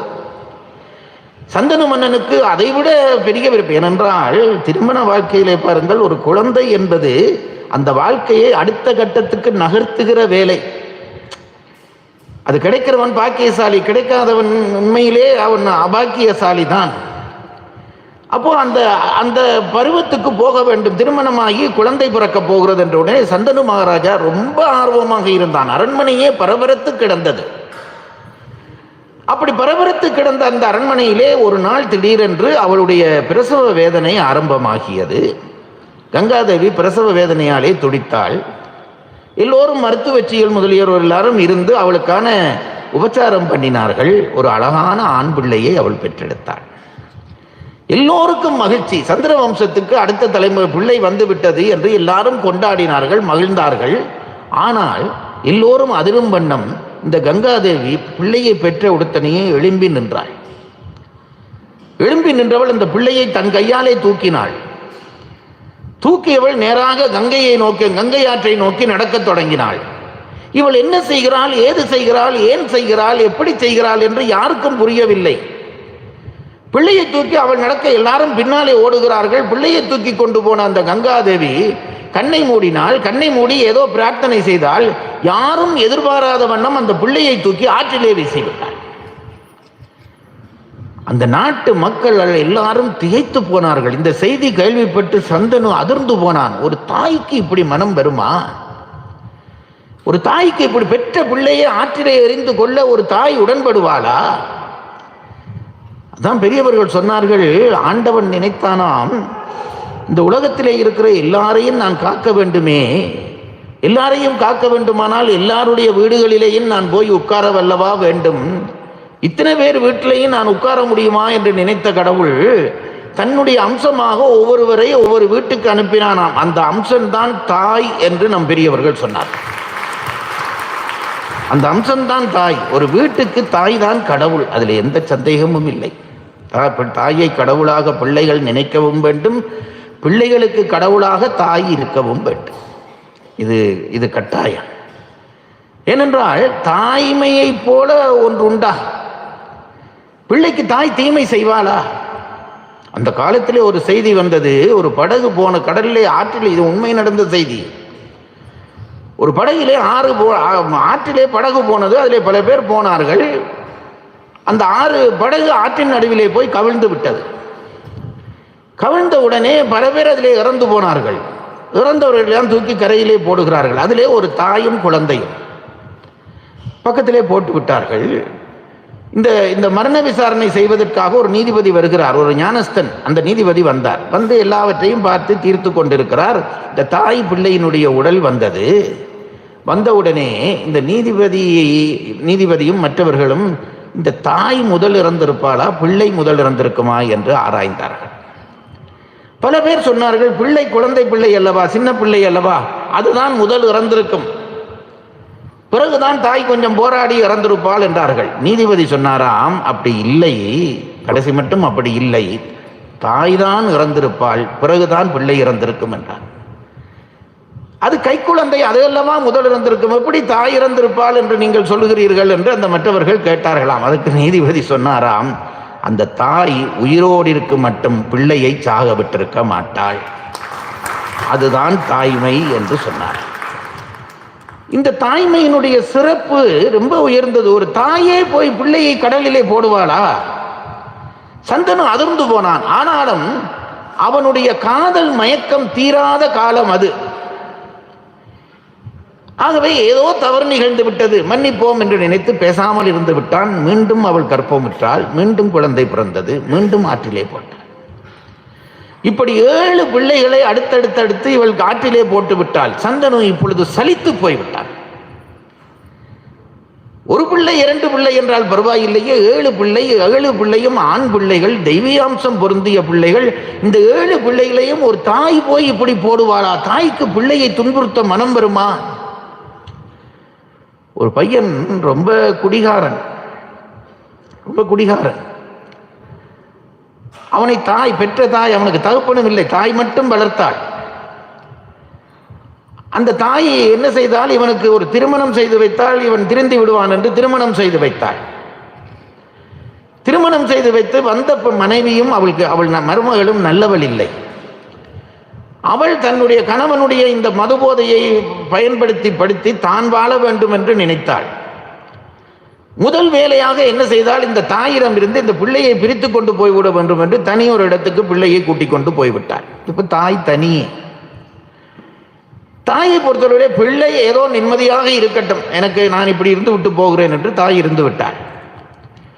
அங்கே போனாலும் அந்த மருமகளுக்கு திருப்தி வரவில்லை. அவள் என்ன செய்தாலாம், ஒவ்வொரு நாளும் இந்த பையனுக்கு அவன் மது போதையில் இருக்கிற பொழுது, உன் அம்மாவிடம் ஒரு மோதிரம் இருக்கிறது, அதை வாங்கி கொண்டு வா. இவன் போய் கேட்பான். கேட்ட உடனே தாய் கலட்டி கொடுத்து விடுவாள், பிள்ளை நிம்மதியாக இருக்கட்டும். உன்னோட அம்மாவிடம் ஒரு வளையல் இருக்கிறது, வாங்கி கொண்டு வா, அதை கொடுத்து விடுவாள். இப்படி கொடுத்து இவளிடம் இப்பொழுது ஒரு நகையும் இல்லை. இவள் சாப்பிட கூட இல்லை 2 நாளாக. இந்த மருமகள் நினைத்தால் தன்னை போலத்தானே எல்லாரையும் நினைப்பார்கள். அப்படியா, முழு நகையும் கொடுத்திருப்பாள், எங்கேயோ ஒன்று ஒளிச்சு வச்சிருப்பாள், அதையும் வாங்க வேண்டும் என்று நினைத்தாள். இந்த மகனுக்கு கணவனுக்கு ஏற்றி விட்டால், உங்க அம்மா இன்னொரு நகை எங்கேயோ வைத்திருக்கிறாள், அதை வாங்கி கொண்டு வந்தால் தான் நீ வீட்டுக்கு வரலாம். இவன் போனான், குடித்தான், மதுவெறியிலே போனான். போய் மலையிலே போய் தாயிடம் போய் கேட்டான், நீ ஏதோ ஒரு நகை வைத்திருக்கிறாயாமை கொடு என்றான். இவள் சொன்னால், மகனே தன் நகை இருந்தால் நான் கேட்ட உடனே கொடுக்க மாட்டேன், நான் கொடுத்துடுவேன், ஒன்றும் இல்லையப்பா என்றாள். இல்லை இல்லை, நீ ஏதோ வைத்திருக்கிறாயாம். இப்ப இவள் சொன்னால், இல்லையப்பா, உன் மீது சத்தியம் பண்ணுகிறேன், என்னிடம் ஒரு நகையும் இல்லை. இப்ப இவனுக்கு மது போதையில் இருந்தவனுக்கு கோபம் வந்தது. என்ன திருப்ப திருப்ப பொய் சொல்லுகிறாய், உன்னை என்ன செய்கிறேன் பார் என்று பக்கத்திலே இருந்த ஒரு தடியை எடுத்து ஓங்கி நான் தாயை அடிப்பதற்கு இவனுடைய கை அந்த நிலைப்படியிலே இடித்தது. இவன் வேகமாக ஓங்க கை நிலைப்படியிலே இடித்தது. அம்மா என்றானா. அந்த தாய் அவன் கையை எடுத்து தடவி, மகனே ரொம்ப வலித்து விட்டதா என்று கேட்டாளாம். இதுதான் தாய், இதுதான் தாய். இப்படி 100 கதை சொல்கிறார்கள் தாய்மையினுடைய சிறப்புக்கு. இந்த கங்காதேவி 7 பிள்ளைகளையும் கடலிலே தூக்கி போட்டது கொண்டதும் பயந்து போனான் சந்தனு. அவனுக்கு இப்போ காதல் மயக்கம் கொஞ்சம் தீர்ந்திருந்தது, வெறுப்பு வந்தது. 8வது பிள்ளையும் பிறந்தது. அந்த பிள்ளையை தூக்கி கொண்டு இவள் கங்கையை நோக்கி நகரத் தொடங்கினாள். இப்பொழுது வந்து நின்றான் சந்தனு. நில் என்றான். இந்த 7 பிள்ளைகளை போடுகிற பொழுதும் இவன் ஒன்றும் பேசவில்லை. ஏனென்றால் வாக்கு கொடுத்திருந்தான். நீ என்ன செய்கிறாய் என்று நான் கேள்வி கேட்க மாட்டேன் என்று வாக்கு கொடுத்திருந்தான். எங்கே இவள் தன்னை விட்டு போய்விடுவாளோ என்ற பயத்திலே இவன் கேள்வியே கேட்கவில்லை, சகித்து கொண்டிருந்தான். இப்ப 8வது பிள்ளையும் இவள் தூக்கின உடனே, இதற்கு மேலும் சகித்தால் நான் ஒரு அரசனாக இருக்க மாட்டேன், தந்தையாக இருக்க மாட்டேன் என்று நினைத்த சந்தனு உடனடியாக அந்த கங்கையை கை நீட்டி மறித்தான். நில் என்றான். அப்படி நில் என்று சொன்னதும் நின்று திரும்பி பார்த்தால் இந்த கங்காதேவி. என்ன என்று கேட்டார். ஒரு தாய் அல்லவா நீ? இந்த 7 பிள்ளைகளையும் ஒன்றுக்கு பின் ஒன்றாக கொண்டு போய் கடலிலேயே போட்டுவிட்டு வந்து விட்டாயே, இது என்ன, எப்படி நியாயமாகும்? இப்பொழுது இந்த 8வது பிள்ளையையும் கொண்டு போகிறாயே, ஏன் இப்படி செய்கிறாய், அதை எனக்கு சொல் என்றான். அப்போ கூட போகாதே என்று, ஏன் இதை செய்கிறாய், அதை எனக்கு சொல் என்றான். கங்காதேவி சிரித்தாள். மகாராஜா, வாக்கு தவறிவிட்டீர்கள். எனக்கு நீங்கள் சொன்ன வாக்கின்படி நான் எதை செய்தாலும் ஏன் என்று கேட்க மாட்டேன் என்று சொன்னீர்கள் அல்லவா? இப்பொழுது வாக்கு தவறிவிட்டீர்கள். இனி உங்களோடு நான் ஒரு நிமிடமும் வாழ மாட்டேன். ஆனால் நீங்கள் கேட்ட கேள்விக்கு நான் பதில் சொல்லி விட்டு போகிறேன். ஏன் இந்த பிள்ளைகளை போட்டேன் என்றால், இவர்கள் 8 பேரும் வசுக்கள். நடந்த கதையை அப்படியே சொன்னாள். வசுக்கள் சொன்ன கதையை சொன்னாள். வசிஷ்டருடைய சாபத்தினாலே பூமிக்கு வந்தவர்கள், அவர்களை வயிற்றிலே சுமந்து ஆற்றிலே எறிவேன் என்று நான் வாக்கு கொடுத்திருந்தேன். அந்த வாக்கின்படி 7 பேரை எறிந்தேன். 8வது பிள்ளை இந்த உலகத்திலே சில காலம் வாழ்வான் என்று வசிஷ்டர் சொன்னதன்படி நீங்கள் இப்பொழுது தடுத்து விட்டீர்கள். ஆகவே இனி உங்களோடு நான் வாழப்போவதில்லை. நான் மீண்டும் கங்கையிலேயே போய் கலந்து விடப் போகிறேன். இந்த கடைசி மகனாகிய இவனுக்கு தேவவிரதன் என்று பெயரிடுவேன். இந்த தேவவிரதனையும் கூட்டிக் கொண்டு நான் போகப் போகிறேன். ஏனென்றால் ஒரு பிள்ளையை வளர்க்கிற பொறுப்பு தாய்க்குத்தான் உரியது. ஒரு சங்கப்புலவன் சொன்னான், ஈன்று புறந்தறுதல் எந்தலை கடனே, சான்றோனாக்குதல் தந்தைக்கு கடனே, வேல்வடித்து கொடுத்தல் கொள்ளற்கு கடனே என்று இந்த கடன்களை வரிசைப்படுத்துகிறான் ஒரு சங்கப்புலவர். அதில் அவன் சொன்னான், ஒரு பிள்ளையை சுமந்து பெற்று அவனை வளர்த்து கொடுப்பது, உடல் அளவிலே வளர்த்து கொடுப்பது ஒரு தாயினுடைய கடமை. அவனை அறிவளவிலே வளர்த்து மனிதனாக்க வேண்டியது தந்தையினுடைய கடமை. இப்போ இவன் குழந்தையாக இருக்கிறான். இவனை நான் உன்னிடம் விட்டு போக முடியாது. நான் கூட்டிக் கொண்டு போகிறேன்.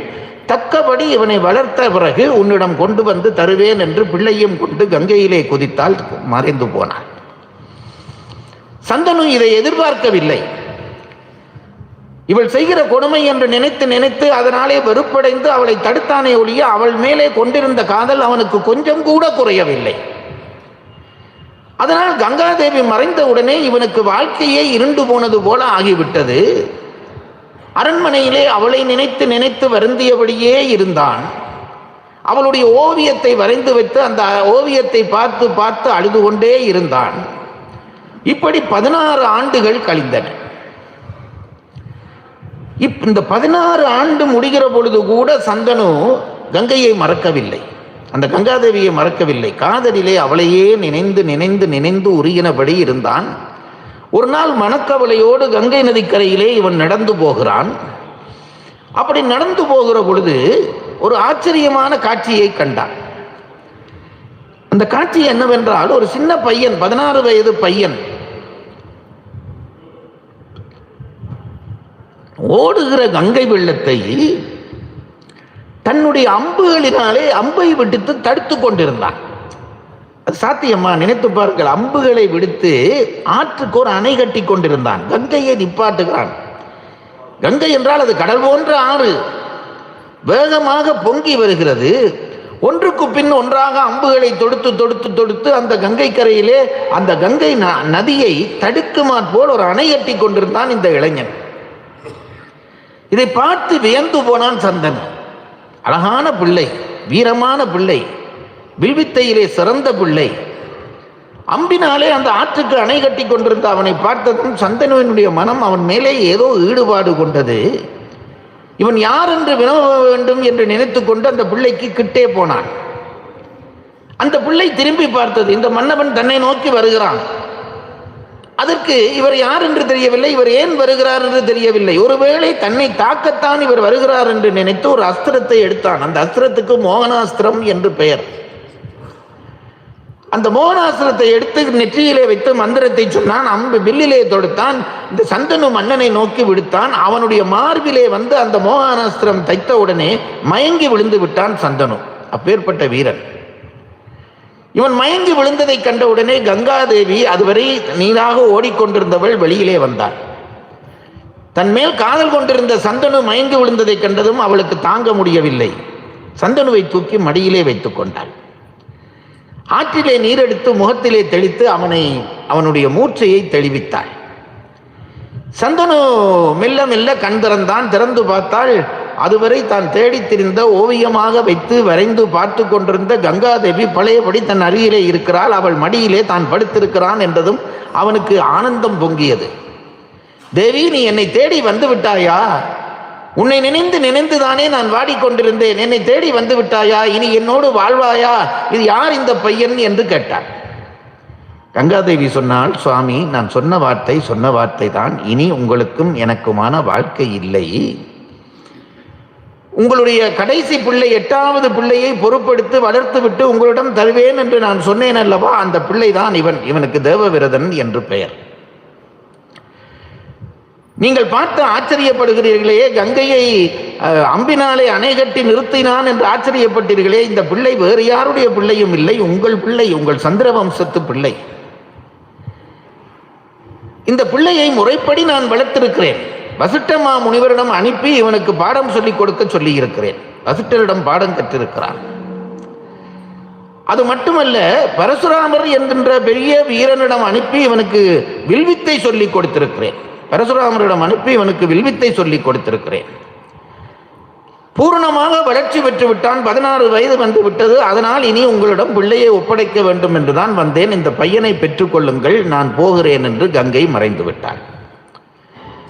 ஒரு பக்கம் கங்கை போய்விட்டாள் என்று கவலை, மறுபக்கம் தன் பிள்ளை கிடைத்து விட்டானே என்ற மகிழ்ச்சி. ஆனந்தத்தோடு அந்த தேவவிரதனை தழுவிக் கொண்டான் இந்த சந்தனு. முத்தமிட்டான். அவனை கைப்பிடித்து அரண்மனைக்கு அழைத்து போனான். இளவரசு பட்டம் சூட்டினான். இனி இவன் தான் இந்த நாட்டுக்கு இளவரசு என்று வைத்து அந்த பிள்ளையோடு ஆனந்தமாக வாழத் தொடங்கினான். அப்போதுதான் விதி விளையாடத் தொடங்கியது. நான் தானே சொந்தனே, சந்திரவம்ச அம்சத்து அரசர்களுக்கு எங்கேயோ ஒரு பிரச்சனை வந்து விடுகிறது. தன் மைந்தன் வந்து விட்டான், இனி எனக்கு வாழ்க்கை நிறைவடைந்தது என்று நினைத்து கொண்டிருந்த சந்தனு ஒரு நாள் தேரில் ஏறி ஒரு கொஞ்சம் பயணம் போவோம் என்று போனான். ஜமுனா நதி கரையிலே போய்கொண்டிருந்தான். இவன் வர்ணதேவன் முதல் திருமணம் செய்தது இவன் கங்காதேவியை. இப்போ ஜமுனை நதிக்கரையிலே போகிறான். அந்த தொடர்பை சிந்தித்துக் கொள்ளுங்கள். ஜமுனா நதிக்கரையிலே இவன் தேரோட்டியும் இவனும் தனியே போய்கொண்டிருக்கிறார்கள்.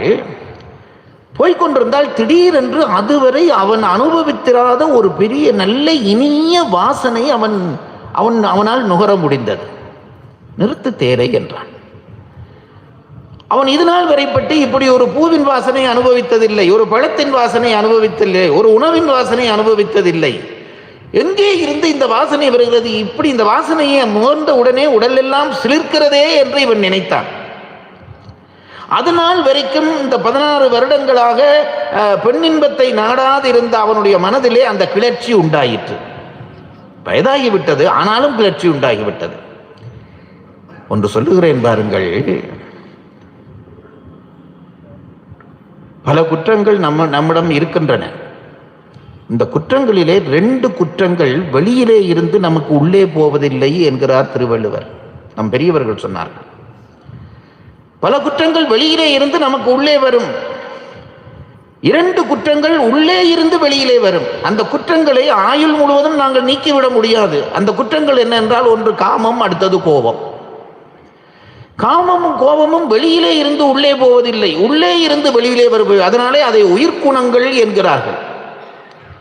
எவன் ஒருவனாவது நான் கோபத்தை முற்றாக நீக்கிவிட்டேன் என்று சொன்னாலோ, காமத்தை முற்றாக நீக்கிவிட்டேன் என்று சொன்னாலோ அது பொய். அது எந்த வயதிலும் ஒருவனுக்குள்ளே இந்த குற்றங்கள் இருந்து கொண்டே இருக்கும். அதனால்தான் திருவள்ளுவர் ஒரு நுட்பமான வேலை செய்தார். அரசியல் பொருட்பால் படிக்கிறார். பொருட்பால் படிக்கிற பொழுது ஒரு அரசன் எப்படி இருக்க வேண்டும், ஒரு நிர்வாக தலைவன் எப்படி இருக்க வேண்டும் என்பது முதல் அதிகாரம். நிர்வாக தலைவன் எப்படி இருக்க வேண்டும், அதுக்கு இறைமாட்சி என்று அந்த அதிகாரத்துக்கு பெயர். இறைமாட்சி என்றால் அரசனை நினைக்காதீர்கள். நான் இப்பொழுது என் மாணவர்களுக்கு இந்த பகுதி தான் படிப்பித்துக் கொண்டிருக்கிறேன். ஜூம் வழியாக உயர்வள்ளுவம் என்று ஒரு அமைப்பு வைத்து அதனூடாக திருக்குறளை படித்துக் கொண்டிருக்கிறார்களே, இங்கேயும் என் மாணவர்கள் பல பேர் இருக்கிறார்கள். அந்த அரசியல் வெற்றி படிப்பிக்கிற பொழுது முதல் அதிகாரத்திலே ஒரு அரசியல் தலைவன் என்றால் ஒரு நிர்வாக தலைவனுக்கு என்னென்ன லட்சணம் வேண்டும் என்று சொல்லுகிறார். அவனுக்கு 6 அங்கங்கள் வேண்டும் என்கிறார். படை, குடி, கூழ், அமைச்சு, நட்பு, அரண். இந்த 6ம் இருந்தால்தான் ஒருவன் நல்ல தலைவனாக இருக்க முடியும். இதெல்லாம் சொல்லிவிட்டு பிறகு அடுத்தது சொன்னார், குற்றம் கடிதல் என்று ஒரு அதிகாரம். இந்த அதிகாரத்துக்கு என்ன அர்த்தம் என்று கேட்டால், ஒரு நிர்வாக தலைவன் அல்லது ஒரு அரசன் மற்றவர்களுடைய குற்றங்களை கடிய வேண்டும் என்றுதான் நாங்கள் நினைப்போம். திருவள்ளுவர் என்ன சொன்னார் தெரியுமா? மற்றவர்களுடைய குற்றம் கடிவது பற்றி நான் சொல்லவில்லை. ஒரு தலைவனாக நீ இருக்கிறாயா, முதல் உன் குற்றத்தை கடிந்து கொள் என்றார். தன் குற்றத்தை கடியாதவனுக்கு மற்றவருடைய குற்றத்தை கடிகிற உரிமை இல்லை. இதை எல்லாரும் நினைத்துக் கொள்ளுங்கள். நாங்கள் நிர்வாகிகள் இல்லை தானே என்று நினைக்காதீர்கள். நிர்வாகிகள் இல்லாத ஒருவரும் இல்லை. ஒன்று வீட்டிலே தலைவராக இருப்பீர்கள், அலுவலகத்திலே தலைவராக இருப்பீர்கள், எங்கோ ஒரு கூட்டத்துக்கு நாங்களும் தலைவர்களாகத்தான் இருக்கிறோம். தலைவராக இருக்கிறவனுக்கு இருக்க வேண்டிய முக்கிய கடமை, நீ உனக்கு கீழே இருக்கிறவருடைய குற்றங்களை கடியலாம், கடிவதற்கு முன்பாக உன் குற்றங்களை நீ கடிந்து விட வேண்டும். அதை சொல்வதற்காக ஒரு அதிகாரம் திருவள்ளுவர் செய்தார். குற்றம் கடிதல் என்று அந்த அதிகாரத்துக்கு பெயர். அதிலே 9 குறள் படிக்கிறார். 10 குறள் ஒரு அதிகாரத்திலே இருக்கும் என்பது உங்களுக்கு தெரியும். 9 குறளிலே குற்றங்களை நீக்கு என்றே சொல்லிக் கொண்டு வந்தார் திருவள்ளுவர்.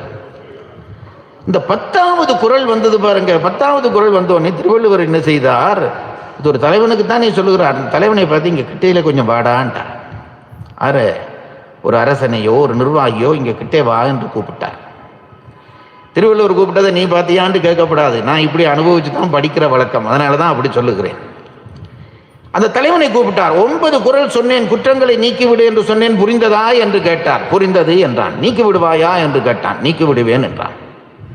பொய் சொல்லாதே என்றார் திருவள்ளுவர். ஏன் சுவாமி நான் நீக்கி விடுகிறேன் என்கிறேன், எப்படி பொய் சொல்லுகிறேன் என்று ஏன் சொல்லுகிறேன் என்ற உடனே திருவள்ளுவர் சொன்னார், வெளியிலே இருந்து உனக்குள்ளே வந்த குற்றங்களை நீ நீக்கி விடலாம். ஆனால் உனக்குள்ளேயே 2 குற்றங்கள் உன் உயிரிலே கலந்திருக்கின்றன. ஒன்று காமம், அடுத்தது கோபம். இதை முற்றாக நீக்க முடியாது, கட்டுப்படுத்தலாமே தவிர நீக்க முடியாது. இதை சொல்லிவிட்டு சொன்னார், இந்த காமம் என்ற ஒரு பகுதி இருக்கிறதே, அதை தாண்டி வருவது ரொம்ப கடினம் அப்பா. நீ தலைவனாக இருக்கிறவன், அந்த குற்றத்திலே இருந்து முழுதாக நீ வெளியிலே வருவாய் என்று நான் சொல்ல மாட்டேன். உனக்கு ஒரு சின்ன ரகசியமான ஒரு அட்வைஸ் பண்ணுகிறேன், ஒரு ஆலோசனை சொல்லுகிறேன். காமத்தை நீக்க முடியவில்லையா, கடைசி எதிராளிகளுக்கு அந்த காமம் தெரியாதபடியாவது இருந்து விடு என்றார். இப்படி ஒரு யதார்த்தமான ஒரு அறநூல் நமக்கு கிடைக்குமா? திருவள்ளுவர் காமத்துக்கு அனுமதி தருகிறார் என்று அர்த்தம் இல்லை. அதை வைத்து எதிரி உன் இனத்தை விழுத்தாமல் பார்த்துக்கொள் என்கிறார். எத்தனை பேர் அப்படி விழுத்தினார்கள் என்று கண்கூடாக கண்டோமே. என்னுடைய ஆசிரியரும் நானும் ஒரு நாள் உட்கார்ந்திருந்து படித்துக் கொண்டிருக்கிறோம். காமம் அது ரொம்ப ரொம்ப அதாவது இளம் வயதிலே இருந்து ஒழுக்கம் பயின்றாலே ஒழிய ஒருவனாலும் இதை கட்டுப்படுத்த முடியாது. நான் என்னுடைய ஆசிரியரிடம் பாடம் படித்துக் கொண்டு இருக்கிறேன். அவருக்கு அப்போது 88 வயது. திருக்குறள் படிக்க அவரோட போய் உட்கார்ந்திருந்து படிப்பேன். 3 வருடங்கள் காலையிலே போனால் மதியம் வரையும் அவரோடையே உட்கார்ந்திருப்பேன். உட்கார்றதுக்கு இப்படியெல்லாம் சேரெல்லாம் கிடையாது, சிமெந்து தரையில் உட்காரணும். அவர் ஒரு பக்கம் உட்காருவார், நான் ஒரு பக்கம் உட்காருவேன். கொஞ்ச நாள் படித்தோடனே எனக்கும் அவருக்கும் இடையிலே ஒரு நல்ல விருப்பு வந்து விட்டது. அவர் என்ன விரும்புவார், நான் அவரை விரும்புவேன். அவரிடம் ஒன்று எதையும் துணிந்து கேட்கலாம். என் ஆசிரியர் அதுக்கு அனுமதி தருவார். எதையும் துணிந்து கேட்கலாம். ஒரு நாள் தற்செயலாக நான் அவரிடம் ஒரு கேள்வி கேட்டேன். அப்படி ஒரு ஆசிரியனிடம் நீ இதை கேட்கலாமா என்று நீங்கள் கூட நினைப்பீர்கள். நான் கேட்டது ஒரு நோக்கத்தோடு தான் கேட்டேன். ஒரு நாள் அவரிடம் கேட்டேன். அவருக்கு 90 ஆக போகிறது. நான் ஒரு நாள் கேட்டேன், ஐயா, காமம் என்ன வயசிலே நீங்கும் என்று கேட்டுவிட்டு உங்களுக்கு இப்போது காமம் இருக்கிறதா என்று கேட்டேன். வேற வாத்தியாராக இருந்தால் அன்றையோட வகுப்பு முடிஞ்சிருக்கும். ஆனால் நான் அவரை ஒரு கிண்டலுக்கு இதுக்கு கேட்கவில்லை. எனக்கு என்னவென்றால், இதை நான் எப்பொழுது கடப்பேன், இந்த உணர்வை எப்பொழுது என்னிடம் இருந்து போகும் என்பதற்காக, இதை அறிந்து கொள்வதற்காக அவரிடம் கேட்கிறேன். அவர் இப்படி கண்ணை மூடிக்கொண்டு கொஞ்ச நேரம் இருந்தார். எனக்கு பயந்து விட்டேன். நான் கேட்கக்கூடாத கேட்டு விட்டேனோ என்று பயந்து விட்டேன். யோசித்து விட்டு சொன்னார், எனக்கு அந்த பதில் இப்பொழுதும் அந்த குரலாகவே கேட்கிறது. யோசித்து விட்டு சொன்னார், காமம் இருக்கிறதா என்று நான் கேட்டேன் அல்லவா, உடம்பளவிலே இல்லை என்றார். உங்களுக்கு அது அர்த்தம் புரிகிறதுங்களா? உடம்பளவிலே இல்லை. காமம் மனதளவிலேயாவது உள்ளே இருந்து கஷ்டம் செய்யும். அப்படித்தான் இந்த சந்தனுக்கு பிள்ளை வந்த உடனே காமம் என்ற உணர்வே இல்லை என்று நினைத்து கொண்டிருந்தான். மனதுக்குள்ளே அதனுடைய விதைகள் கிடந்திருக்கின்றன. இந்த வாசனை அவனுடைய மூக்கிலே பட்ட உடனே இந்த வாசனையினாலே அவனுக்குள்ளே ஒரு கிளர்ச்சி பொங்கியது. அதுவரை இல்லாமல் இருந்த அந்த காம உணர்வு வந்தது. நான் நேற்று சொன்னேனே, வாசனாமலம் என்று ஒன்று சொன்னேனே. அனுபவித்தவனுக்கு அந்த அனுபவ விதைகள் இருக்கும் மனதுக்குள்ளே. இந்த வாசனை அவனுக்குள்ளே கிளர்ச்சி தந்தது. கிளர்ச்சி தந்த உடனே தேரை நிறுத்து என்று சொன்னான். தேர்ப்பாகனை பார்த்தான். பழைய காலத்திலே மந்திரியையே தேர்ப்பாகனாக வைத்திருப்பார்கள். தசரதன் தன்னுடைய மந்திரியாகிய சுமந்திரனைத்தான் தேர்ப்பாகனாக வைத்திருந்தான். ஏனென்றால் ஒரு தலைவனுடைய ரகசியங்கள் எல்லாருக்கும் தெரியப்படாது. மெயின் செக்ரட்டரியையே டிரைவராக வச்சிருந்தா ஒரு அளவு பாதுகாப்பு. இல்லாட்டி அவர் எங்கே போகிறார் எங்கே வர்றாரு எல்லாருக்கும் தெரிந்துவிடும். அதனாலே நம்பிக்கைக்குரியவனை தான் டிரைவராக வைத்திருப்பார்கள். இப்போ இந்த தேர்ச்சாரதி இருந்தான் அல்லவா, சந்தனு அவனை கூப்பிட்டான். போ, எங்கேயோ இருந்து என் உள்ளத்தை கிளர்ச்சி செய்கிற ஒரு வாசனை வருகிறது. எங்கிருந்து அந்த வாசனை வருகிறது என்று பார் என்று அனுப்பி வைத்தான். இவன் ஓடி போய் பார்த்து விட்டு வந்து சொன்னான், சுவாமி, அந்த ஆற்றங்கரையிலே, ஜமுனை ஆற்றங்கரையிலே ஒரு மரத்துக்கு கீழே ஒரு பெண் உட்கார்ந்து இருக்கிறாள். நானும் தேடி தேடி பார்த்து விட்டேன். அவளிடம் இருந்துதான் இந்த வாசனை வருகிறது. தேரை செலுத்து என்றான். தேரை செலுத்தினால் அந்த மரத்தடிக்கு போய்விட்டார்கள். அழகான பெண் தெய்வத்தன்மையோடு உட்கார்ந்து இருக்கிறாள். அவளிடம் இருந்துதான் இந்த வாசனை வருகிறது என்பது சந்தனுவுக்கும் தெரிந்து விட்டது. அவனால் அவனுடைய அந்த உணர்வுகளை அடக்க முடியவில்லை. அவளுக்கு கிட்டே போனான். பெண்ணே, நீ யார் என்று தெரியவில்லை, ஆனால் உன்மேலே என் மனம் ஈடுபடுகிறது. நான் இந்த சந்திரகுலத்து வம்சத்தைச் சேர்ந்தவன், அரசன்.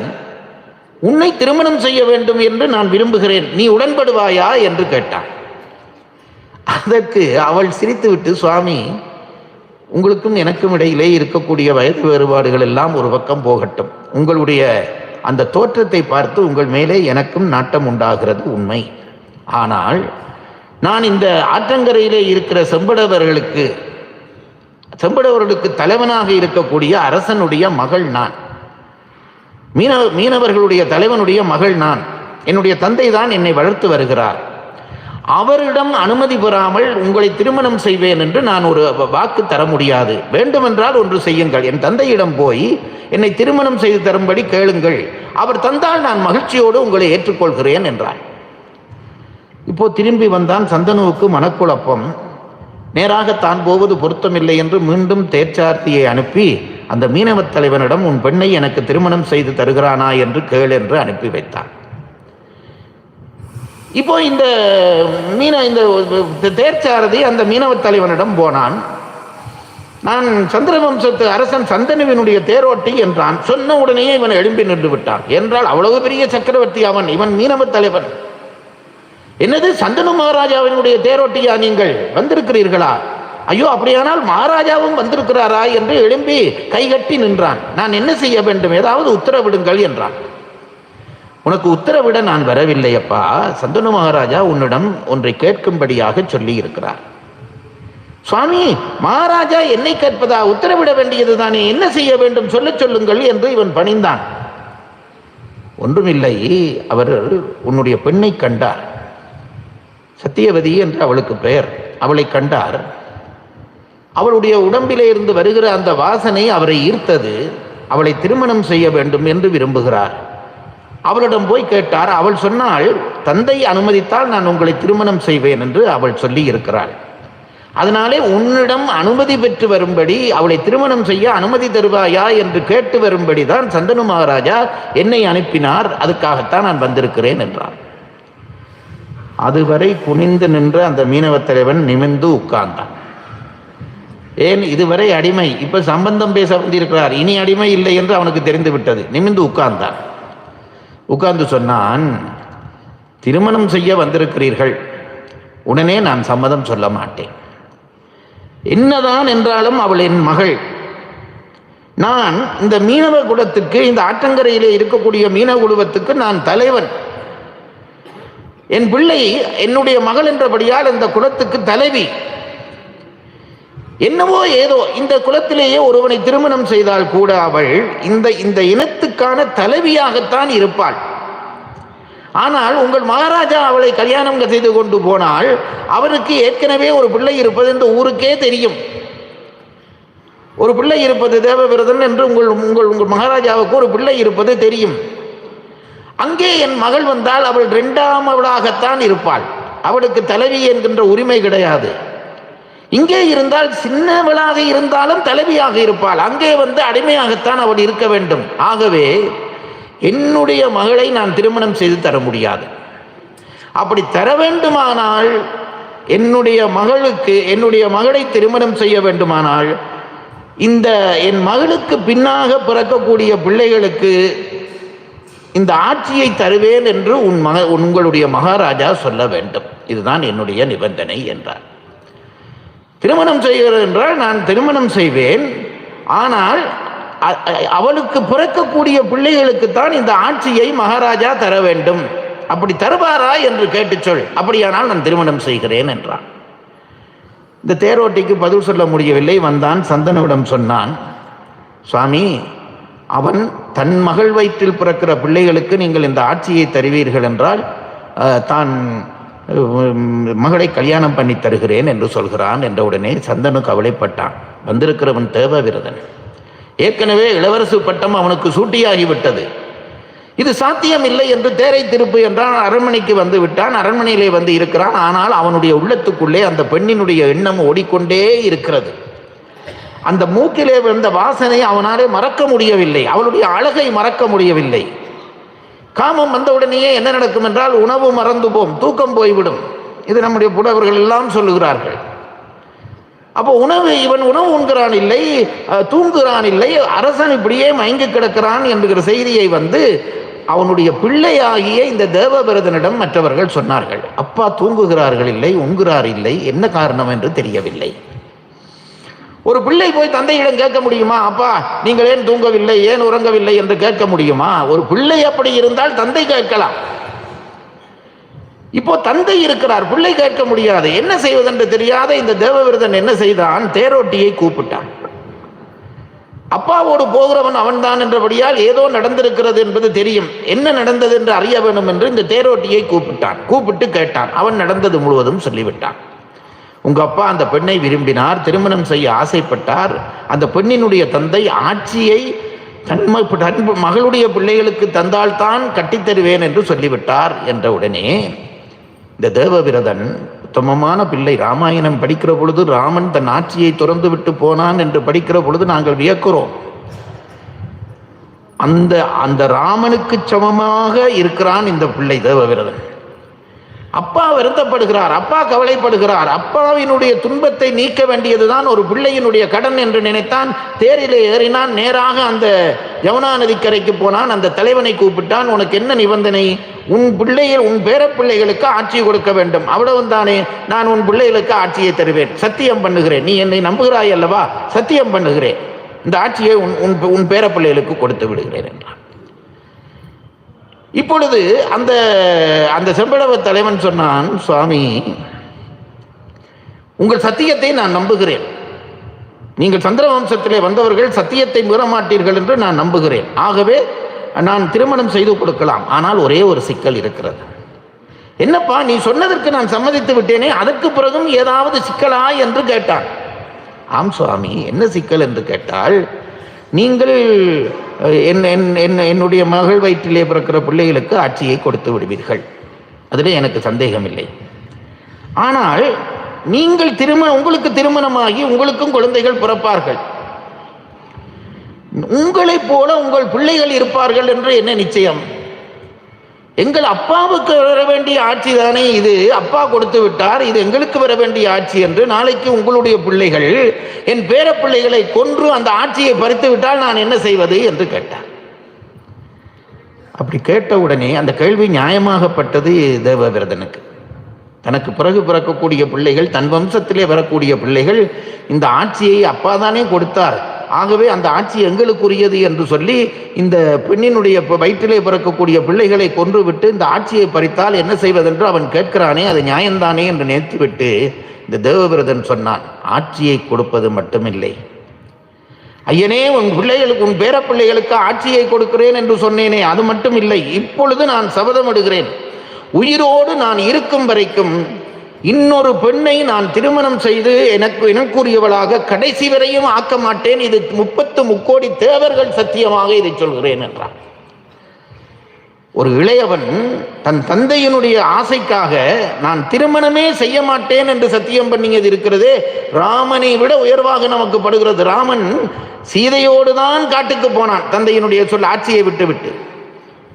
இவன் ஆட்சியும் வேண்டாம் என்று விட்டான், தனக்கென்று ஒரு வாழ்வும் வேண்டாம் என்று சத்தியம் பண்ண உடனே தேவர்கள் மேலே இருந்து பீஷ்மா பீஷ்மா என்று இவனை பாராட்டினார்களாம்.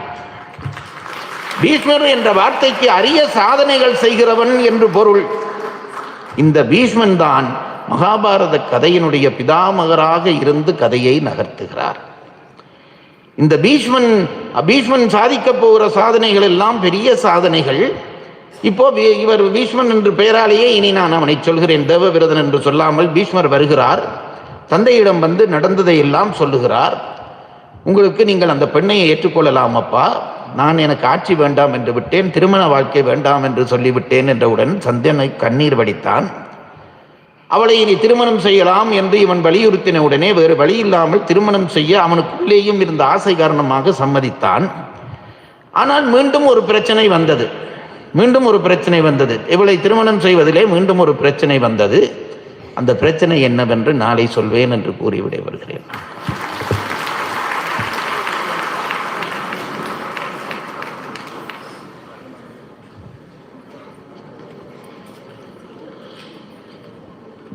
இப்போது கேள்வி நேரம். ஐயா அவர்கள் நேற்றைய கதையிலிருந்து சில கேள்விகளை கேட்பார்கள்.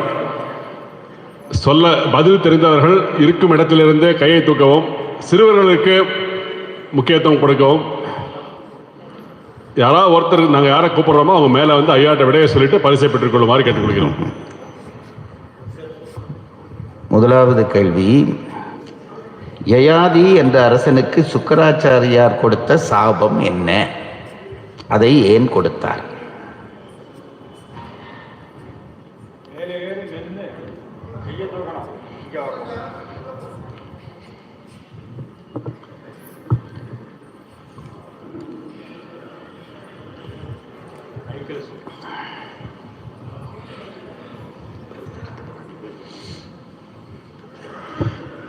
சுக்ராச்சாரியர் யயாதிக்கு முதுமை சூழுமாறு சாபம் கொடுத்தார். ஏனென்றால் யயாதி தன்னுடைய அடிமையாக இருந்தவளை திருமணம் செய்தான். ரொம்ப கெட்டிக்காரன்.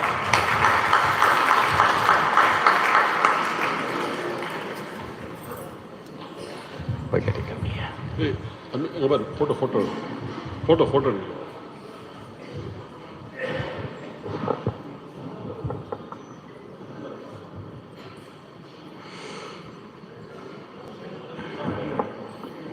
அடுத்த கேள்வி, யயாதிக்கு இளமையை கொடுத்த பிள்ளையினுடைய பெயர் என்ன?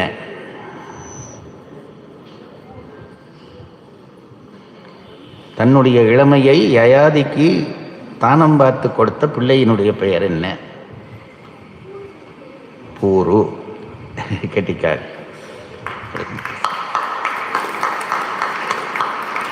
குழந்தைகளை ஊக்குவிப்பதற்கு நல்ல ஒரு பலத்த கரவொலி கொடுங்களேன். இந்த குழந்தை கரெக்டா பதில் சொல்றீங்க பாருங்க.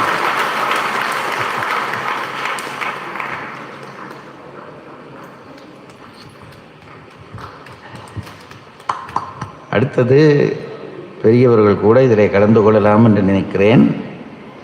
முக்குணங்களை எவற்றால் கட்டுப்படுத்தலாம்? நேற்று நான் சொல்லியிருந்தேன்.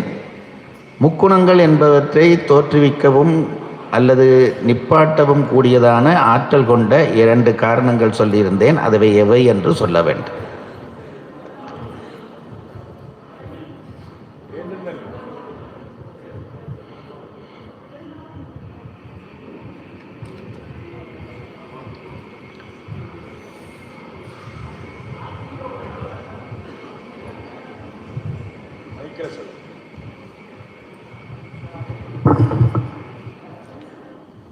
முக்குணங்களை மூச்சு பயிற்சினால் உணவினாலும் கட்டுப்படுத்த முடியும் என்று சொல்லியிருக்கேன்.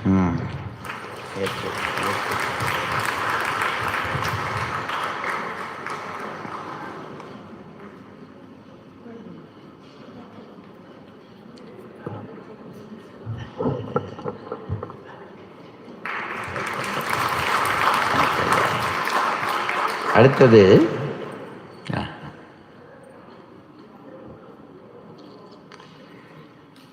முதல் கேள்வியோடு சம்பந்தப்பட்ட இன்னொரு கேள்வி, முக்குணங்களுக்குமான நிறங்கள் என்னென்னவை என்று நான் சொன்னேன். அந்த நிறங்கள் என்ன என்று சொல்ல வேண்டும்.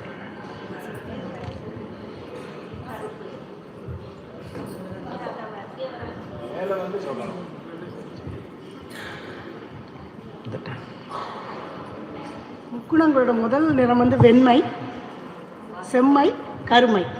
எந்தெந்த குணத்துக்கு எந்தெந்த நிறம் என்று சொல்ல? சாத்வீக குணத்துக்கு வெண்மை, ராஜச குணத்துக்கு செம்மை, தாமச குணத்துக்கு கருமை. ரொம்ப சரி.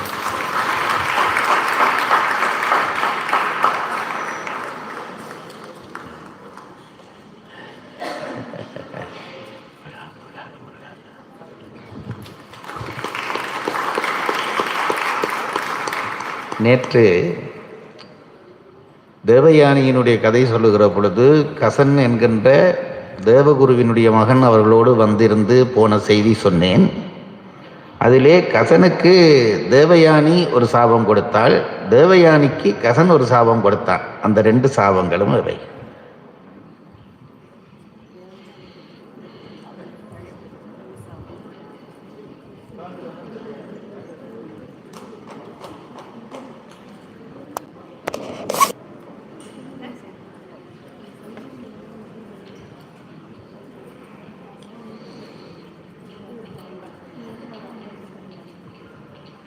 தேவயானிக்கு கசனுக்கு கொடுத்த சாபம் நீ கற்ற சஞ்சீவினி மந்திரம் முக்கியமான நேரத்தில் பயன்படாது என்று கூறினார். கசன் தேவயானிக்கு கொடுத்த என்னை தேவையில்லாமல் நீ சாபம் கொடுத்தனால நீ வேறொரு இனத்தில், ஏன்னா தேவயானி அந்த இனம், வேறொரு இனத்தில் தான் உனக்கு கல்யாணம் நடைபெறும் அப்படின்னு சொல்லி கூறினார். சரியான விடை.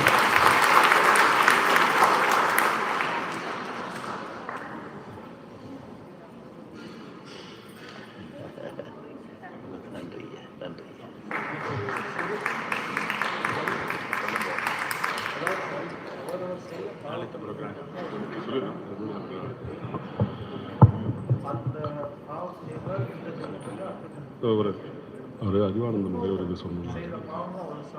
ஐயா வாங்க. நாளைய நிகழ்ச்சியை பற்றி ஒரு அறிவிப்பு இருக்கு. அதனைத் தொடர்ந்து நமது ஹொசூர் சிவனடியார்கள் திருக்கூட்டத்தின் தலைவர் திரு அறிவானந்தம் ஐயா அவர்கள் ஓரிரு வார்த்தைகள் சொல்ல இருக்கிறார். அதையும் கேட்டுக்கொள்ளவும். முக்கியமாக திங்கட்கிழமை மாலை ஹொசூர் சிவனடியார்கள் திருக்கூட்டத்தின் திருமுறையிலிருந்து சில பதிகங்களை இங்கே பாட உள்ளார்கள். மாலை 5:45 மணிக்கு தவறாமல் அனைவரும் அதில் கலந்து கொள்ளுமாறு கேட்டுக்கொள்கிறோம். சரணமையப்பா. நாளைக்கு கார்த்திகை தீபத்தை ஒற்றி நாளை காலை 5:30 மணிக்கு